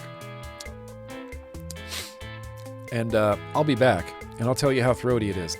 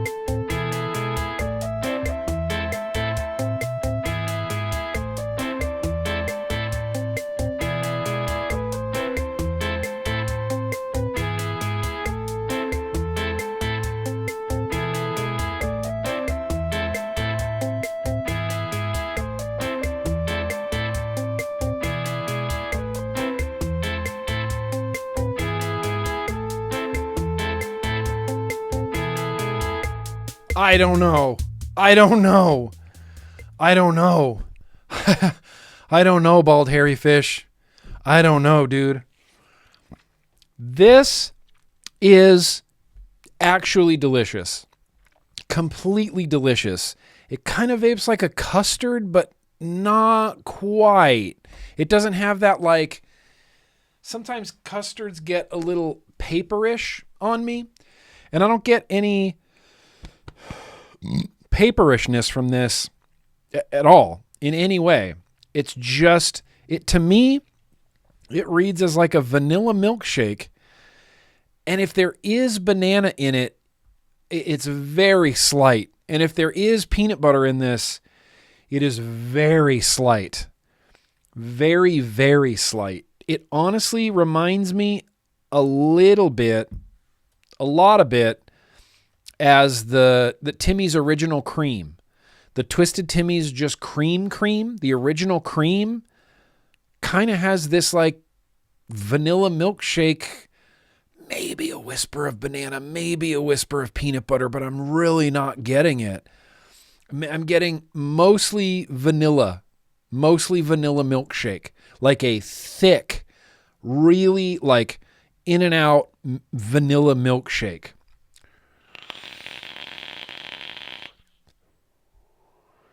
Right? Yeah, there's no strawberry, there's no chocolate. It's like a thick vanilla milkshake.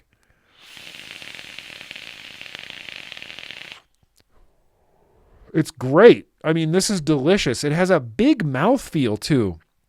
It's almost like frosting-ish, like a vanilla milkshake. It needs to steep. All right. I'll give it that. I'll let it steep for a little bit. I'm going to keep coming back to this because I need to vape this. I need to understand. It's a milkshake. It's a vanilla milkshake. It's like the best vanilla milkshake I've ever had. Maybe that was a little bit of peanut butter.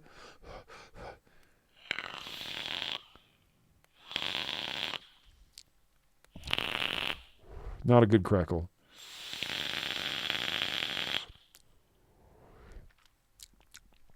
If the peanut butter's in it, it's got to be barely there. Barely there. Oh, Tim. Oh, you had a V-Day date. Nice. Well, happy Valentine's Day to you.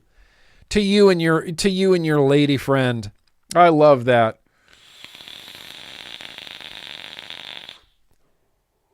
All right. This is delicious. It is kind of just a custardy vanilla milkshake to me.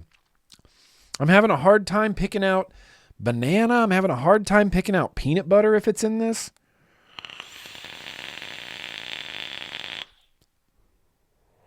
But it is straight up delicious. Scratching me right where I itch. This is a fall flavor. This is a cold, rainy day flavor to me.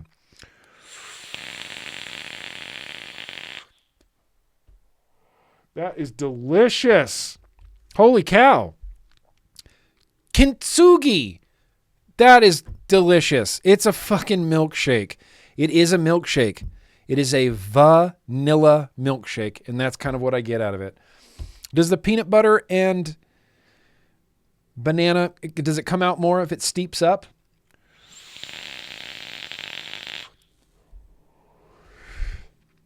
Dude, I mean, that's incredible. That's like the vanilla flavor I've always wanted to be a vanilla flavor.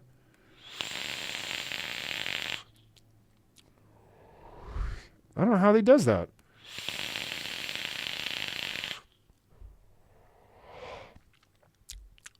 Whoa.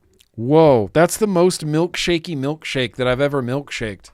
It's a very, very milkshakey.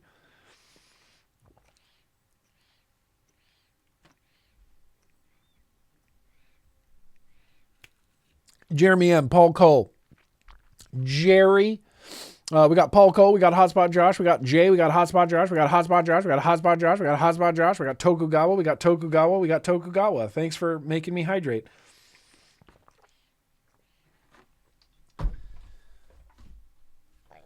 Dude, what is this? Kintsugi out of nowhere. That, and I just like, I kind of like that branding, that pink and the black with the blue. That's really cool. Really cool, man. It's really cool. There's only been one batch, so all the bottles should be aged the same. All right. Well, I'm still going to let it steep up a little bit. I'm going to keep vaping this. There's been so many times where I've had a very random liquid tasting. And then I'll say my piece on here. I'll be like, oh, it sounds like this, tastes like this. I really like, and then 5 days later, a kitchen guy will have it and have a completely different experience. I'm like, why didn't I say that it was, creamy on the vlog? Why didn't I say it was banana-y on the vlog? Why didn't I say this? Why didn't I say that? Later, when I'm not under the pressure of a stream, I can dissect it, a little bit more. Just a little bit more. Damn, that's good. All right. Shout out Gold Leaf. Shout out Broken Home. That's truly delicious. Truly delicious flavor. Honestly, truly delicious. Well, shit, you guys. Here we are at 3:42 into the vlog. I'm going to do at least two of my absolute favorite segment. This will be cut out of the Replay Crew on YouTube, unfortunately, but the full version will be on my website, on Twitch, and on Twitter X in its entirety, not cut out. It's time for Ern's favorite Urnstagram Bands. Go! I used to bob my head to a different tempo on purpose, but it wasn't necessarily a different tempo. It was just the offbeats. So, everybody comes down on the 4. 1, 2, 3, 4. Your head's down. 1, 2, 3, 4. But I used to go backwards. So I would do 1, 2, 3, 4 backwards, and it would confuse people. And I'm like, no, I'm still bobbing my head to the music, but the downbeats are on the up and the upbeats are on the down. And that's confusing, but it just felt more natural to me.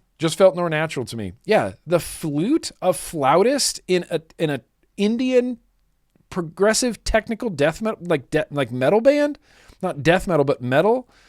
That's cool. That's just cool. I can't even. That's too dope. All right, you guys. Well, look, we did this in exactly 4 hours. And I feel like I could do another 2 hours. Here's the thing. Once you get streaming, I could just keep going. We're going to have to do a long stream one night. We're going to have to we should do it like a stream into the morning type of thing. Stream from 3 p.m., 3:30 p.m. to 3:30 a.m. or like till the sun comes up, That would be fun. Yeah, Burgundy vibes. Ari. Oh, yeah, Bloodywood. Oh, yep. Dude, Joker, I ran across them on Instagram too recently, but I forgot to save their reel. But yeah, Bloodywood, there's all sorts of... Dude, that's my favorite thing is metal bands from India, metal bands from, Australia, metal bands from like different parts of the country or different parts of the world that you don't... it just feels kind of unexpected. I ran across a Native American, like an indigenous metal band who, they do the full like war paint dress up and then they're playing metal. And it's like this charity for kids. It's like, to protect kids from... I love it. It's one of my favorite things. Just being unexpected. It's like, whoa, you're in a metal band? Holy shit. I don't know. Maybe that's my prejudices and biases showing where it's like I wouldn't expect a bunch of dudes from India to be in a metal band, but I'm glad that they are, and I like it because of that. I don't know. Make what you will of that. But hey, I think we're going to wrap this up. Let me take a quick look and make sure I didn't forget anything. I don't believe I did, but just in case, let's take a glance while I have some Seminole. We're doing good. We got it all. We got freaking vanilla milkshake from heaven in here. Kintsugi. This is the highlight of the day. Was there a HeliChat, Mallory? I apologize. I haven't even checked the HeliChats in like 5 different streams. I haven't even logged in. Let me log in here. It won't let me.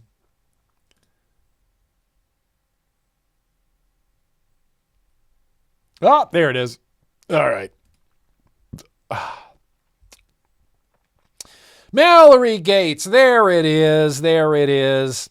You can have PhD behind your name and still be a dumb ass. Mallory, truer words have never been spoken. There are plenty of highly educated dumbasses. Plenty of highly educated dumbasses. 1,000 of them. Maybe more. Maybe 10,000 of them. Maybe more. But all right, you guys. Hey, thank you for a real fun vlog. Obviously, I got real carried away and we went long, but thank you for a wicked fun vlog. We had justice. We had some justice for Living Room Couch Guy today, and that makes me really excited. Thank you guys for coming to hang out with me on Thursdays. I love it, dude. I love it. I love the vlog. I love putting it together. There was maybe a little bit too much yammering, but sometimes I'm going to yammer. And I can't promise that I won't yammer. That's what I'll say. I cannot promise that I won't yammer. Yeah, suffer long, do crime. Thank you, Neil. Thank you, Justice, Paul Cole, Mallory, Jason. Listen, you guys rule. Tim, Dee Dee. Yeah, Joker, Breeze Tones. Even second Tim. Even the Yoo-hoo man himself, advocate for liberty. Thank you guys. Ben, thank you guys so much for coming out on Thursdays. Dude, I love it. I love getting the band back together every Thursday. This is where I want to be on a Thursday. So thank you guys. It's been fun. I hope you've enjoyed yourself. And we're going to say goodnight as we do. Yak believes he can fly. Flight. Like actual flight.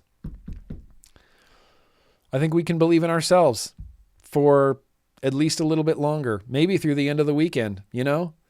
Thank you, Brett. Thank you, Ghost Nim. Thank you, Miss Bagpipes. Appreciate you guys. Have a great night. Peace out. Be excellent to each other. Be excellent to yourselves. And don't be the guy that only cares about something if it directly affects them. That's my parting words of advice. I love you guys. Keep being excellent.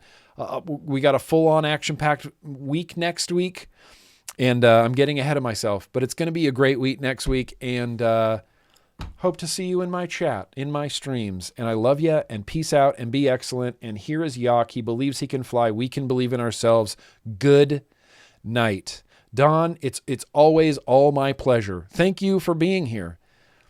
Thank you, the Don J, for being in the chat. Happy Valentine's Day to anybody that celebrates Valentine's Day. And, yeah, also do crime. I believe I could fly. I believe I could touch the sky any time of year.